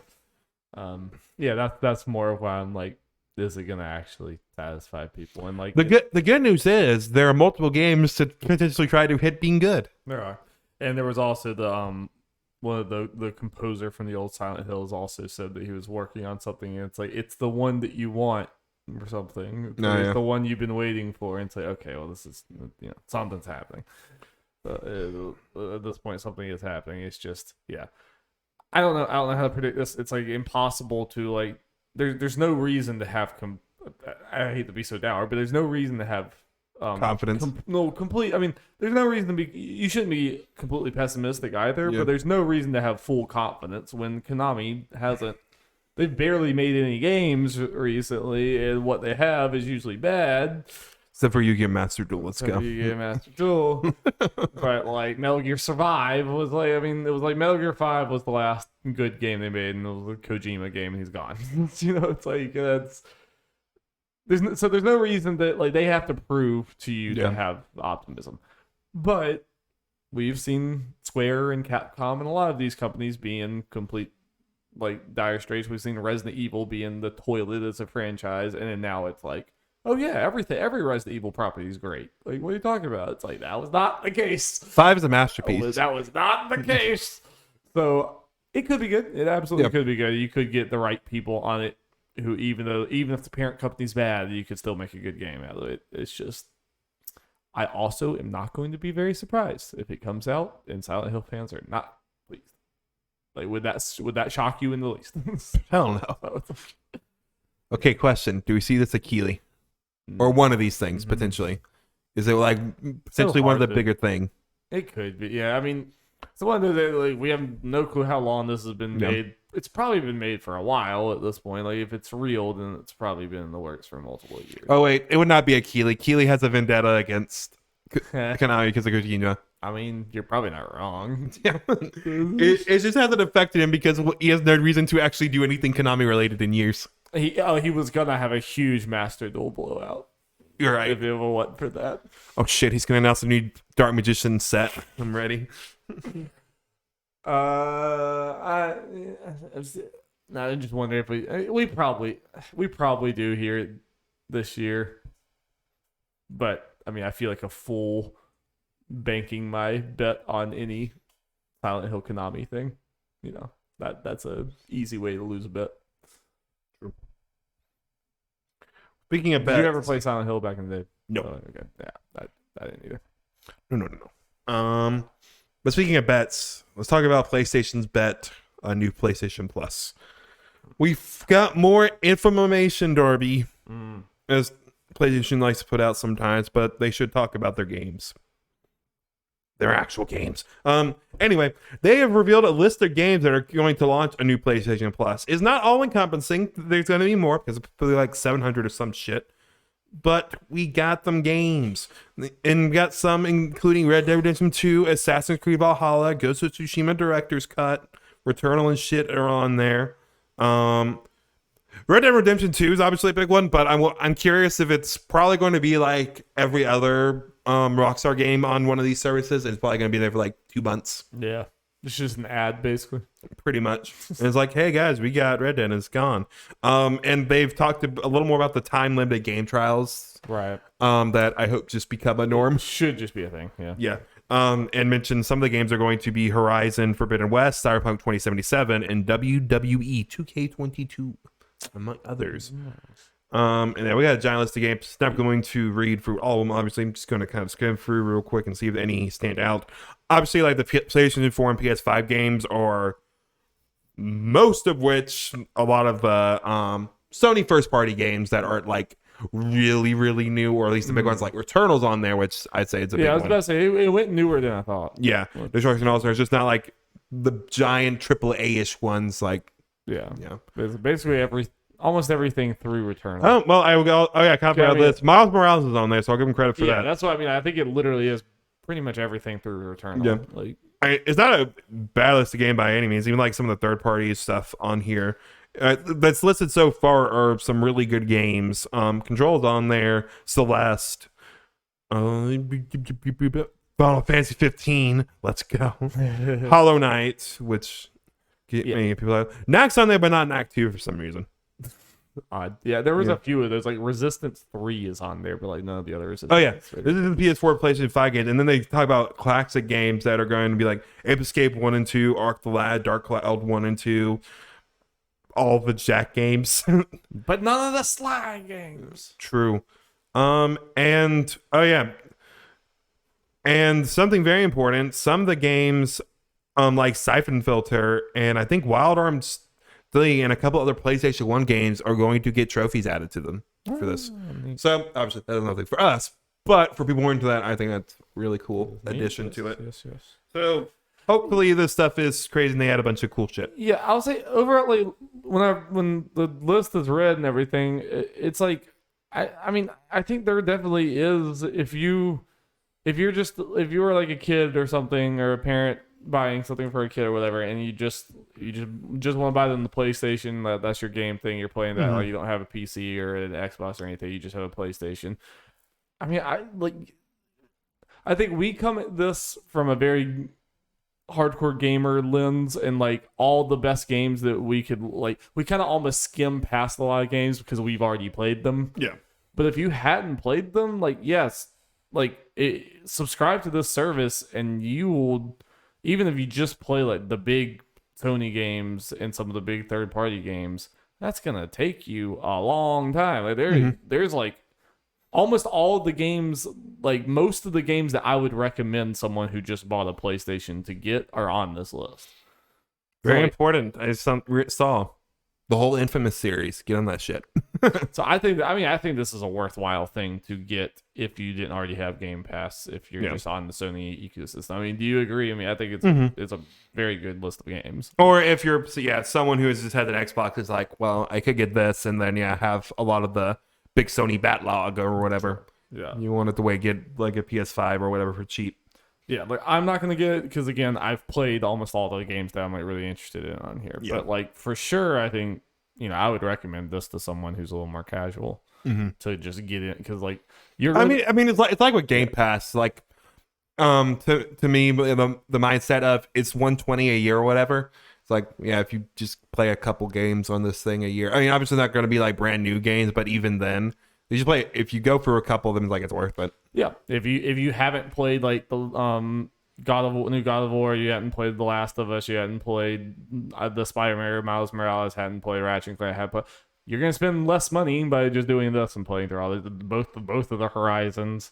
It's I guess Horizon Forbidden West probably not on here, but there's a lot of games, so it's yeah, that's gonna be the thing that's going to be interesting going forward is seeing because obviously we got the games that are coming that already out that are being added to this list immediately, and even the ones that are new-ish for the most part can be seen as a tier below. Returnal is not the biggest AAA headliner type of game. Miles Morales is on there, but depending how you look at it, it may not be seen the full thing of a normal numbered Spider-Man. Yeah. It sells like one, but Sony might look at it a little differently. So I'm just curious, how long afterwards is Forbidden West going to be? How long after it comes out is Ragnarok going to be on there? Stuff like that's going to be interesting to see. All right. Yeah. I think they may not outright say it, but it'd be cool if we saw a pattern 6 months, let's say 6 months afterwards or something. It's boom. I hope the PC pipeline is also that short. Yep. Well, speaking of that, Darby, you want to let's talk about that. Let me write this down real quick. All right, this comes from Tom Ivan from Video Game Chronicle. Sony CEO Kenichiro Yoshida has said the company's planned acquisition of Bungie is partly motivated by a desire for PlayStation to become more of a multi-platform business. When Sony Interactive Entertainment has traditionally focused on developing games for a PlayStation console in recent years, it has also begun investing heavily in PC and mobile gaming. Last year, SIE CEO Jim Ryan, cat lover, confirmed PlayStation would bring a whole slate of games to PC, and the company hired Apple's Arcade's former content boss to lead a new business unit established to adapt its most popular franchises for mobile. Then it kind of goes on buying Bungie and saying they have high expectations and hoping they can help them, be more multi-platform. What does this mean, Jeff? That's kind of the big thing about it, why it's not a top headline, because it's this sounds vague and could be more just having, I don't know, helping with a pipeline to just PC. Because you hear multi-platform and we just immediately think Xbox and PlayStation. Right. If this doesn't mean Xbox or Switch, then how is this any different than what you're already starting to do? I mean, they're already starting to put all their big games on PC. If we go into the mindset of it's just really meaning PC, which I think it probably is, I think it just means the games are going to be coming more frequently and just quicker. Yeah. They're seeing the success that they can have on there and just doing it.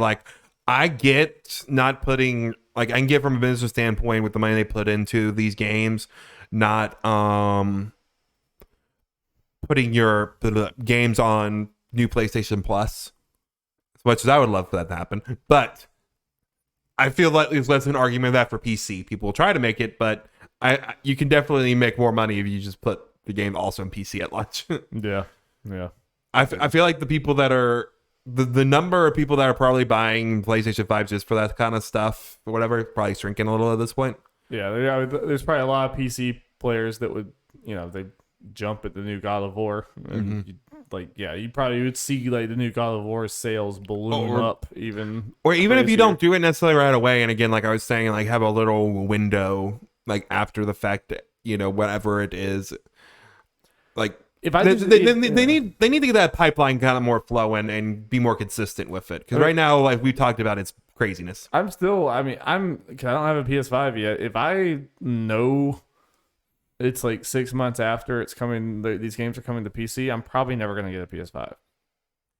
Probably just not. I can wait 6 months, whatever. It's like, even if it's a year, I still might not. It's like save $500 and get $400, whatever it is, and just play these games on my PC they already spent a bunch of money on. Like, that would be how I would want this to go for sure. But yeah, it's hard to see exactly what the Bungie thing means with this particular. I mean, I guess unless they just are telling them how to do PC ports that work better or something, I don't know. But I don't. I think there's probably a lot of people are running with this to be like, oh, they're gonna start putting their stuff everywhere. I don't think they're gonna put stuff anywhere they haven't already started putting. Yeah. Like maybe they'll start making more mobile games. Cool. I don't know. I mean, okay, so here's something. And I'm gonna make it clear. I don't mean this for every game. These might be very choosy. We could be seeing more stuff like MLB The Show, which is actually on. Well, not on PC, strangely enough. That was not even really their decision to make, right? I mean, that was but I'm just saying they might look at that like possibility. Not for most games. They might be. I don't even know like what game we have announced, potentially rumored they would actually do this for. Yeah. But they're talking about getting more into the big online games of a service shit. Yeah. Those kind of games they might look at using Bungie's expertise to putting on other platforms right away. Yeah, those are the games I think would happen. Yeah, I'm never expecting God of War to go on Xbox, obviously. Yeah. As of right now, I just don't see what I don't see what side of Sony could possibly be a candidate for that. But obviously, I'll never say never, because like a few years ago, the fact that these games are coming to PC would be completely unthinkable, completely unthinkable, to the point where they actually put one on PC and everyone was still like, oh no, they're not going to keep doing this. And it's like, so it's like that's how unthinkable it was at the time. So who fucking knows? But yeah, right now, as far as all their things going on right now, I don't think any of them are really eligible. I mean, maybe if Sony just starts to branch out and have a bunch of different type of things, they might end up having like a Cuphead type situation where Xbox put Cuphead and Ori on Switch. I mean, maybe if Sony ends up having like a indie arm almost, like maybe they let those go on Switch and do things like that. Maybe, it's like put Gravity Rush on Switch. But right now, Sony doesn't have it. Like, so all of Sony's things are. They've been going the opposite. They've been killing the more smaller. Yes, they have. Like Media Molecules, like the last bastion, like that kind of thing. I don't know how they survived. I don't know how that happened. Been shouted, but yeah. So Sony currently, I can't see it, but who knows? What comes in the future. Yep. All right, Darby. We talked about MultiVersus. It's time to talk about the other Smash killer. Damn right. Am I ever going to play this game again in my life? That's the question.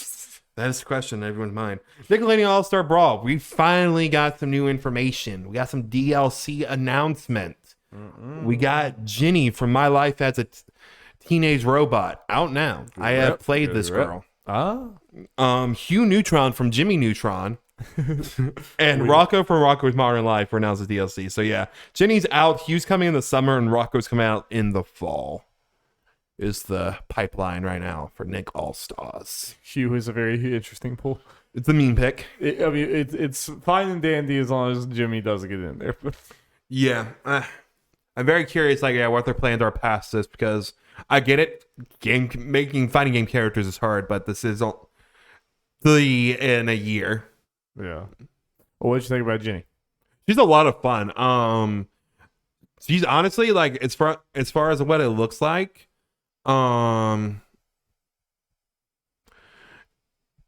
like graphically she looks good. I think her model is like one of the best. She like animates, I would say maybe the best out of the whole roster, just as far as like facial expressions and how her moves look and everything. And as far as the moveset goes, it's pretty much like I described on when we did that once prediction thing forever back. Just using budget for weapons, and a lot of the ones that I expected to get in got in with the, you know, where I would expect them to be moveset wise. Cool. Which is cool. She's a lot of fun. But yeah, I hate the state of this game. Like I wish that the budget of MultiVersus. I know, like, you know, you don't necessarily with the actual like feel of the game, and I can get that, but I feel like a lot of people's issues with it would kind of go to the side if it had a budget. Oh yeah, like voice acting and the animation and stuff, because I think I'm going to hold that this team is very talented. The game is fun. It has a great backbone and everything, but Nick did not support this thing at all. They treated it like any of their other very cheap, vaporware. Yes. And while the devs had a different hopes and dreams for it, and yeah, there was not a unified vision there whatsoever. I mean, I think this means a lot more to the Slap City devs, right? I mean, it means a lot more that I think they were hoping this was their break. And I mean, there's definitely a different world where it could be. And yeah, even the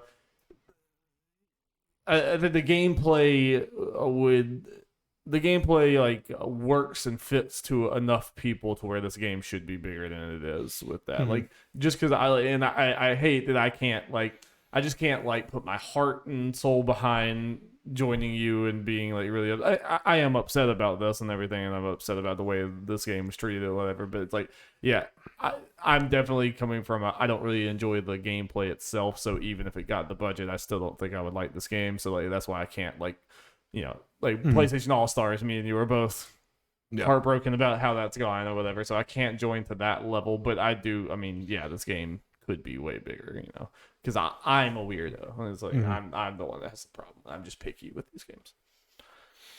Edge. But yeah, I like these character lists, you know, choices. Honestly, like, you know, give them props for going what I would consider maybe the most wanted characters for DLC. Hugh Neutron? Yes, actually. Really? Hugh is really wanted. I guess maybe besides like Timmy, but I'm still curious if there's a rights thing. Obviously, honestly, the weird thing is that Hugh got in. Makes me kind of surprised. Yeah, Jimmy just wasn't in the base roster, because people were wondering if there was some weird thing with Jimmy Neutron rights, but obviously that's not the case. I just worry if there's something like they want to save Jimmy for later to have a really big splash late in this thing or whatever, and then they just never get to him because the game gets scrapped. My hope is, because they've kind of been hinting potentially of voice acting coming, is that the voice acting update's going to come with Hugh. Because a part of the big reason people want Hugh is because of the voice acting and the voice actor in that. And the voice actor on Twitter for Hugh is going crazy with this. Like, he loves that Hugh's in this game, and his profile picture is now the render for Hugh and Nick All-Stars. So that was great. I have hope. I mean, I'm hoping they can do something to kind of turn it around, because right now the game's I hope dead. So too. I'm pretty pessimistic. Yeah, to be honest with you, but I hope it can. Yeah, definitely want to. I would definitely say enjoy the characters you get now, because I do not think they're gonna reach the end of whatever they want to make. Yeah, you know. All right, Darby, sales time.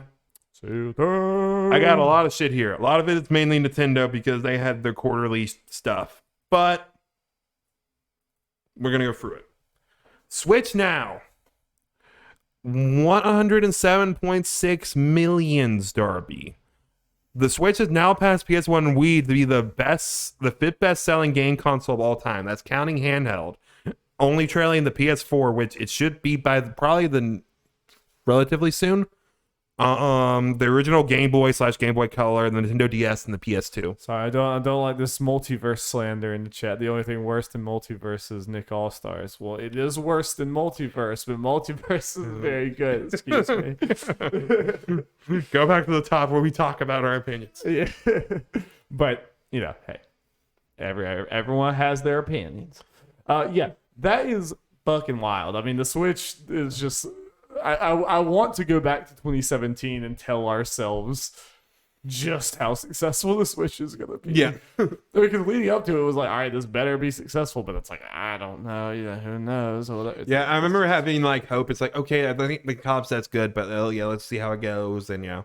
Do we have any podcasts pre-Switch launch, or it was the week of Switch launch, right? It was or those test episodes might have been. Test episodes were before. I think first official episode might have been Switch launch. That would be interesting to hear our trepidation. I mean, but even at the launch, it was like, okay, it seems to be going pretty well, whatever. It'd be like, oh, in a few years it's going to outsell the Wii. It's like, what?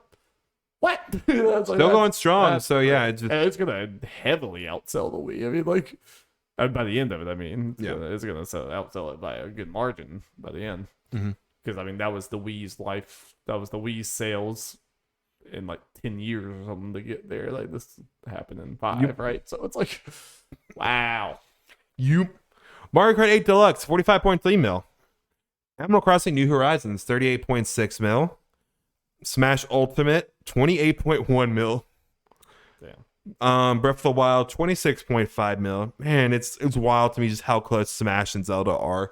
Like, I mean, like, it's just good for Zelda. Yeah, no, I've really been surprised about Breath of the Wild's legs. Honestly, that's where the reviews. That's when the reviews kick in. Is the legs, Yeah, Pokemon Sword and Shield 24.2 mil.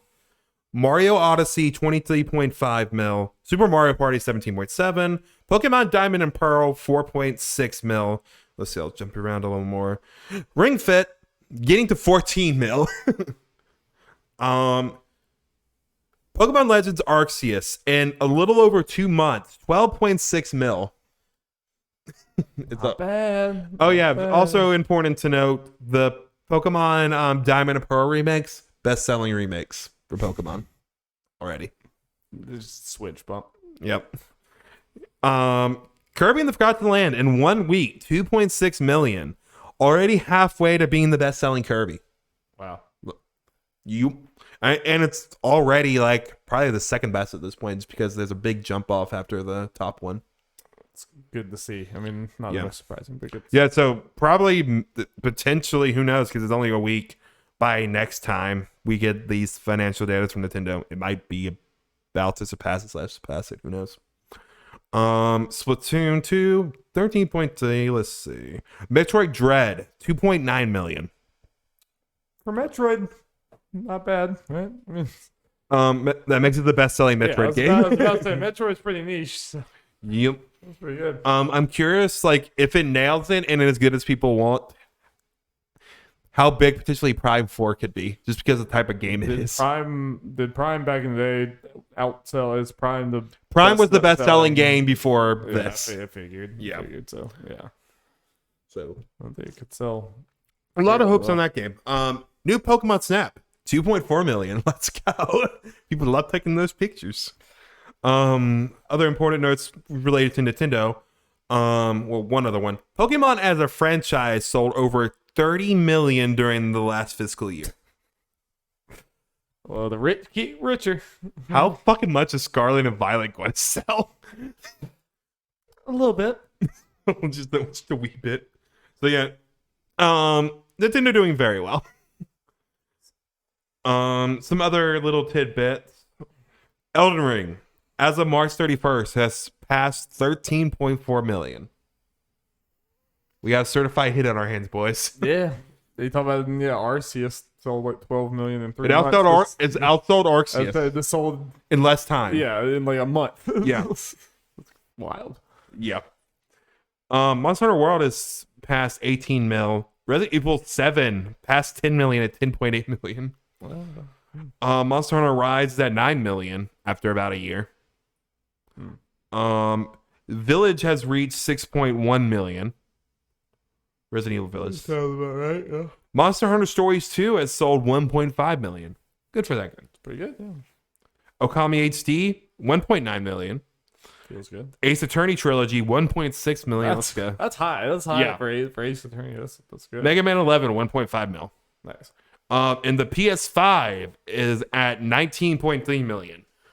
It is below what they originally predicted for the time frame, but that's just because of supply issues. And they pretty much stated we sold literally everything we could based on the material we have, and they have went ahead and lowered their projection for the year because of shortages. Yeah, everything's fucked when it comes to Xbox pretty much the same thing. I've heard the Xbox is like a little bit easier to get right now, but not. Yeah, I think it's primarily the S2, not the X. Yeah. Yep, and I mean, I think that's we don't have enough time to talk about it now at the end of this podcast. But I think we could have a whole discussion on just like what's going to be the impact on the PS5, Xbox Series X generation, and potentially its like length and everything. With just the fact that we are this deep in, there's no end in sight for like. There's so many people who want these systems. They're just not going to be able to get them for maybe 4 years into the life cycle. I mean. Because people are saying this chip shortage is not showing any signs of stopping. So it's like, it may be 4 years into the life cycle before people who want a PS5 can actually get a PS5. So what's that going to do for the PS5 life cycle, you know? Yeah. Probably neuter it. You're probably not going to get very many exclusive PS5 games. Sad. Yeah. All right, Darby. This might feel soon, but we're talking about NPDs. Yeah, what was the issue before? Because it definitely felt weird before when it's like, oh, NPDs, we're talking about March. I'm like, isn't it late for that? Like, so the last one come out super late? Or what happened? No, this one came out early. Okay. Is what really happened. It was about right for it felt off last time. But maybe I'm just. All right, so let's get into the sweet NPDs. Do you know these rankings?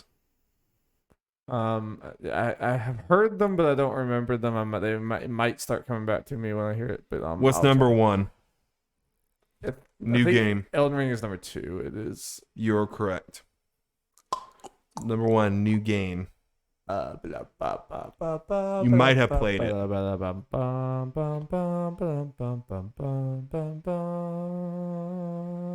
Fuck. Just tell me I'm gonna be mad.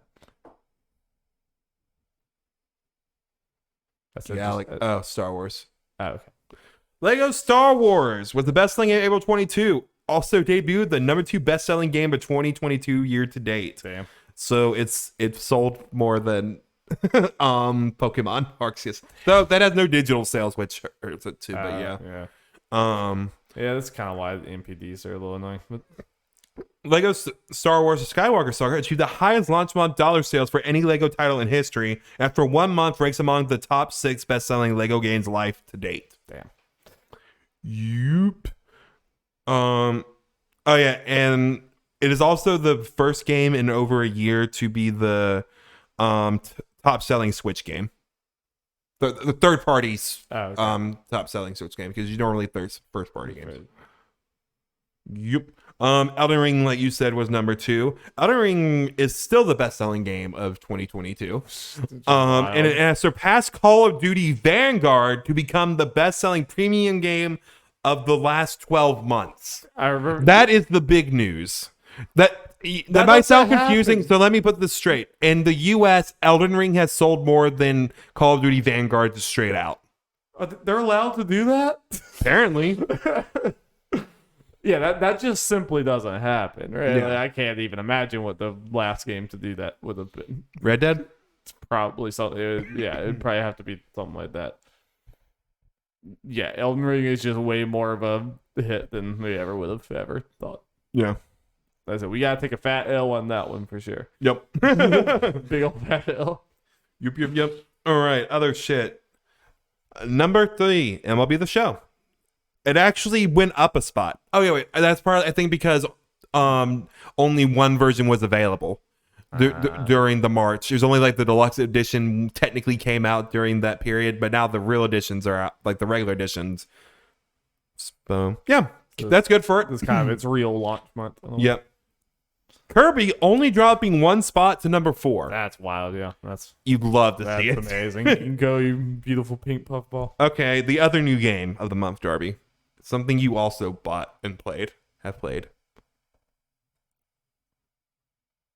It's a very physical game. Very dumb. I just feel very dumb. Switch Sports, baby. Yeah. Let's go. Yep. No digital sales. I'm interested to see how much that sells. Yeah, I'm curious. Yeah, I'm gonna be curious about the numbers when we get to the next Nintendo quarterly thing. Yeah. I love that game, even though it doesn't have enough content in it, and it deserves the like 7s and stuff it gets. But I love it. Mm-hmm. Going up from 9, number 6, Call of Duty Vanguard. Number 7, coming down from 5, Horizon 2 Forbidden West. Right. Staying at 8, as it does, Mario Kart 8. all things are balanced in the universe. Yep. Dropping from 2 at number 9, Gran Turismo 7. Dropping to 10 from 6, Pokemon Legends Arceus. Going up a couple spots to number 11, Minecraft. FIFA 22 at 12, Call of Duty Black Ops Cold War at 13, and yeah, we pretty much got a lot of the staples. Smash at 14, Miles Morales at 15. Dear God, the legs of Miles Morales is fucking insane. Spider-Man. Yeah. Wait, with the legs it's having, I'm very curious if Spider-Man has similar legs. Is there a shot that Miles Morales outsells the original? Look at that, it's cheaper. Yeah. Could happen. Jesus Christ. Happy for Miles. 16, Animal Crossing New Horizons. 17, WWE 2K22. Number 18, Mario Party Superstars. 19, Madden.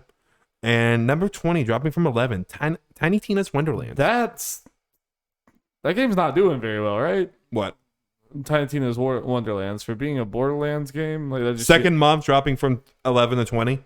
Probably not. Yeah, it seems like, I mean, Borderlands is pretty big. Oh, yeah. This is very big. So I do not, I think this is going I to think be... they was pretty high for the year and everything. I have a feeling this is going to be considered a commercial flop. Yeah. Seemingly. I've seen like no one talk about it. Not really, yeah. It was like right when it came out, it was like, yeah, it's pretty good. Yeah, it's Borderlands. Yep. Yep. Let's see here. Let's see if there's anything interesting real quick. Okay, I'll just read off the top 10 best sellings for the year just real quick. I kind of said some of them, but I'll just go for the rest. Elden Ring 1, Lego Star Wars number 2, 3, Legends Arceus, 4, Horizon, 5, MLB The Show, 6, Gran Turismo 7, Call of Duty Vanguard, 8, Kirby and the Forgotten Land, you love to see it, 9, Madden, and number 10, Mario Kart 8. Okay, Darby, I want to... Okay, I'm going to say something. I want you to know what you think of what I'm about to say. Say something, Jeff. So, we were shocked about Elden Ring passing Call of Duty, which is a general thing in natural reaction. But Vanguard is only number 7 for this year. While generally, like last year, Black Ops 2, wherever the fuck the game was like at the top or near the top the whole year. Yeah, so it's probably... Yeah, and it was not crazy high on that. Sounds like it's probably doing substantially worse. This might be... Elden Ring doing better than Call of Duty in general is just big, but this sounds like this, if it was going to happen, this seemed to have been the combination of Call of Duty seems like it is on the downturn. And just... I mean, obviously, Call of Duty's downturn is still pretty damn good for everyone else, but like, yeah. There might be some actual, real, legit blood in the water a little bit for the Call of Duty right now. Mm-hmm. For the first time. Yes. Yeah. Yeah, because Black Ops Cold War, it's on the top 20 list for the year, this year. Yeah. Number 20, but it's still on there. It normally, well, that's last year's, right? Well, 2 years now. 2 years before, I mean, yeah. I don't know, yeah. Yep. Other news. We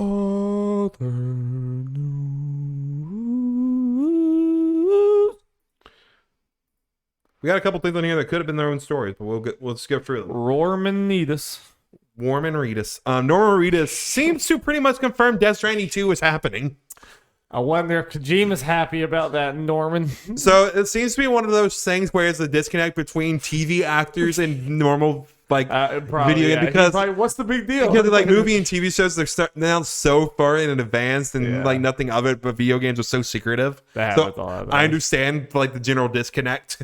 Yeah, Norman Reedus probably. I mean, there's a reason. Like, yeah, I mean, the video game industry is absurdly secretive. Like, he's probably like used to just openly talking about everything he's working on, so that when like people start yelling at him, he's like, wait, what? Yeah. Which it's pretty decently big news because I don't think a Death Stranding 2 was, an obvious thing. It did well enough to obviously deserve a sequel, but it's especially for people who played it, people didn't think it might actually happen. Yeah, it's like if Kojima doesn't want to do it, it's not gonna happen. He's just Which that means I need to bust out that director's cut I have and then play it at some point. Experience the Strand the Strand game. The Strand game. Keeping with Sony related stuff, God of War Ragnarok had a little video or article talking about its accessibility features. It has like a bunch of them, and they seem very impressive, which is we always need to applaud. Absolutely. But Darby, because we are selfish video game players, I'm partly bringing this up because are we gonna get a date soon? Is it coming? Because I saw someone point out, and for most of the Sony first-party games that have come out in the last couple of years have had an accessibility article and video, which again, great. Yes. And they normally happen at most a month before it comes out. I'm not saying God of War is coming out in a month, obviously, but what I'm saying is probably hearing something soon, and it probably not going to get delayed. Yeah. I'm just doing this to feel more confident that it's coming out this year, or at least as of right now, they feel pretty confident on it. That's all I need on that. Yep. Square Enix apparently has several Final Fantasy VII related announcements next month. Don't you fucking tease me. Yeah, Nomura during a First Soldier, whatever the fuck it's called, stream was like, yo, announcements, get hyped. But the thing is, because especially it was there and it's just the anniversary this year, it could be fucking anything. It could be a fucking stage play. It could be a statue. Yeah. It could be Persona announcements have ruined me. It could be a Mountain Dew crossover. They have it's Mako, like it's Mako flavored Mountain Dew. But Darby, it's going to be 2, right? It's remake 2, right? Yeah. It's gonna be Ever Crisis. I'll accept that. Sure. Oh yeah, I would be excited about that. Sure. Yeah, I'm not. We've talked about it before. Me and you are on the mindset we need the announcement of Remake 2 now. It could happen. It's definitely not out of the realm of possibility. But it doesn't need to happen. EA loses FIFA rights. It cannot make games titled FIFA anymore. Yeah, I mean, make no mistake, we're going to spend like 20 seconds on this, but this is the biggest news story of this entire podcast, normally, sure. like, if we were normal people, it'd be the top story and we would talk about it for 30 minutes. But as far as it means nothing to us, literally. Affecting people's money, this is the big, like, company money. Yeah. It's like, EA's probably not happy. Yeah, and Take-Two has gone on to say that they have no interest in partnering with FIFA at this time. That's the ball's on FIFA. I mean, FIFA's going to have to find someone else to make I think, games. EA is pretty much said, we're still making soccer games. They're just going to be called something different and still have rights to teams and shit. So weird. Yeah. I'm curious. I'm gonna be the most interested in I guess not FIFA, but EA soccer game like stats than ever before, because I'm just curious. Yeah, like how does it do? Does FIFA go down at all? Or I mean, because I do think it's like, okay, so what is having going the name FIFA matters so much more than the quality of the game or any of those other things, because there's a lot of people that just there's gonna be interesting. Like, how much of these players does EA carry? That name carry? Because I have to imagine not a lot. Well, we're nostalgia for the old little thing, EA Sports. It's in the game. Right. But then to what degree, like if let's say the EA game is actually good and the FIFA game is an absolute piece of shit because they have to go get some other developer and it'll be their first time doing it and it's just bad, will the word of mouth actually make that go? Or will it still just be that one's named FIFA, so give me the FIFA one? It's like, I think it'd probably be the latter, but like I'm curious. I'm very, very curious. No matter what, EA, whatever they do, the sales are going to go down, at least initially, just because kind of like you're saying, because but I'm just kind of curious how much. And if FIFA can find a new partner, I think these sports games absolutely need more competition. They rest on their laurels a lot. So something I'm generally excited about, a game I dabble in every once in a while to get my toes wet a little bit, but want to play more, is Fall Guys. It is going free to play next month and also launching on Switch and Xbox. Yeah. As well, they announced a level creator. That's huge. Yeah, it's not coming right away. It's still going to be a bit, but That sounds fun. Oh, it does. Absolutely does. I would definitely I want to dip into this game every now and then. Definitely, I think you like it way more than the rest of us in the group. But It is a platforming battle royale thing, so that tracks. But it is super fun. I mean, they've added so much shit since you guys have played. This is how I want to treat Fall Guys. I want to have big breaks in between I play it, so when I do play it, it's like, holy shit, look at all this other stuff. Well, honestly, it depends how it runs, obviously, but let's add into the rotation. No. But just for me, because again, I just want to play it more in general. Like I just always get this itch, but I just no. Because I like to sit in there and like have something on the computer, like maybe going on like a stream or something, and I play something on my Switch that's not like a bunch of dialogue or something. As long as the Fall Guys runs decently enough on Switch, it being free to play and it does have cross progression, like that's been announced. Yeah. That sounds perfect for me. I just like every once in a while, like, okay, what's up, Fall Guys? Why I just watch. Give them crowns, boy. Yeah, Easy Ally stream or some shit. Yeah. And it should have gone free to play a long time ago. It makes so much more sense for this game to be free to play. Yeah. Yep. But yeah, the level creator are going to be crazy. Marvel Midnight Suns has been rated in South Korea. Hey. So that means we might be getting something soon. Also, what is his name? Sorry, give me 1 second because I want to give credit where credit's due. What is his name? That's the question. It's a insider person that we've talked about. He's an insider. Jason Schreier. Tom Henderson. Tom said we are apparently seeing Midnight Suns, or likely to see it next month. Probably a Jeff Keighley's thing, and it's going to be. It is getting a revamp, though. What he says, what he knows about the revamp is very vague, so there is a pretty good chance it is not as big or significant as the term revamp implies. Gotcha. So people immediately go to, are they changing the card system? Yeah. Which, because everyone hated that for some reason. I was like, it could be a lot of fun. It sounds interesting. I hope they weren't scared out. I honestly do not think so, because if they're revamping the whole battle system, it's not gonna come out this year, and if it's already rated, I agree. So I want to see more of this game. This is the game I'm highly interested in, so as long as we get it, like, see more information soon, coming out soon, I'm happy. For sure. Also rated in South Korea is Skull and Bones. Okay. All the rumors and Ubisoft in their whatever quarterly report have said they expect it to come out this fiscal year. Because it legally has to. Right.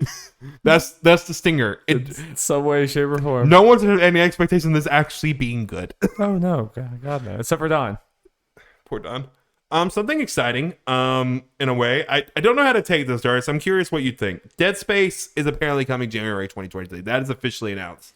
The thing is, they showed it in a stream where they didn't really actually show like completed gameplay. Like I want people, like developers, do more of this shit, like what the Dead Space devs are doing, where they're just showing random shit. Like, this is how we're doing our lighting, and like work in progress shit. But as we've seen, gamers suck, and we'll take it as this is the finished product. Yeah. So that's why the secretive stuff happens, but still. But it's also, you're giving us the date, but you're not showing us anything like actual game, like full gameplay in motion kind of thing. Yeah. And it being relatively soon.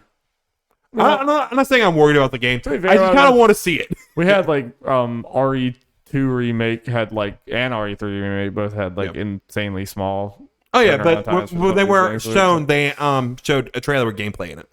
But I mean, they could do that this summer. Yeah. And still be in about the same time frame that those games were at. Right? I know, it's just more weird announcing the date. Yeah. We'll see. I mean, everyone who's seen it. I'm not worried about it. No, I'm not. I'm not. I'm highly anticipating this because as I've talked about, since the original Dead Space has come out, this genre has been more my jam. So I'm very excited to jump in. You would absolutely like this game. You would absolutely like this game. I mean, in fact, this genre is less my jam. It's more your jam than my jam. But I still love this game. I mean, it's just very good. I'm excited. Finally, Saudi Arabia now has a roughly 5% stake in Nintendo. Weird. Do you need more context? Okay, there's something really big as well that I don't know we actually brought up on the podcast. So It's mainly the Crown Prince of Saudi Arabia, who, not a nice person. May have put some journalists to death. Similar stuff like that. Has been putting stakes here and there into various video game companies. I think Capcom's one. He also, I think, owns roughly 96% of SNK now. Yeah. I bet that some of it's not just video game. I'm sure it's just like investing in a bunch of like. Yeah. But, video games don't seem to be a big particular focus. It seems to be like obviously related to SNK, for instance, like legitimately into it. Weird. Yeah. I think it's also important to bring up, like I've seen people like fuck Nintendo for this as well. Nintendo has no it's the open market. Yeah. They have they can't control who gets the stocks. Yeah. And it's low enough to where he has no really decision making stuff in there. If it got to that point, more stuff would have to be involved. Yeah. But hopefully, yeah. Yeah, I don't want totalitarian bad regime people control. Unfortunately, are understandably upset about SNK. Not actually at the people at SNK, but just the situation is now like he just owns it. And could censor things too. That's just bad. Yeah, that's just bad. Yeah, I don't know why I haven't brought the SNK thing. I think I was just during an off week and I forgot to Yeah, that's very bad. Yeah. So yeah, that's the podcast. Cool, great, wonderful. Thanks for listening. We'll be back in 2 weeks, hopefully, God willing. It'll be late because 2 weeks I'm going to be in Atlanta. We'll be back in 3 weeks. We could do it like on Monday or Tuesday. We'll see. We'll figure it out. We'll figure it out. Maybe next week. Maybe we'll just actually. Okay, I'm going to go ahead and say this, Darby. We'll discuss this here so the people know. Probably not going to be in 2 weeks. We'll probably just wait a couple of days until because in 2 weeks would be a couple of days before Jeff Keighley's thing. No, what's the point? You might as well just wait for that shit to go on and just have. We don't want our off week to be that right after that stuff. Oh yeah, no. So we might as well wait. Yeah, we'll mix that. Might do a small podcast if anything big happens. I say, open to that. That's the plan. There will be content. # There will content. be a spoiler cast, hopefully, or not spoiler cast. There will be a betting special by this weekend, hopefully. Bo show. Bye. Bye.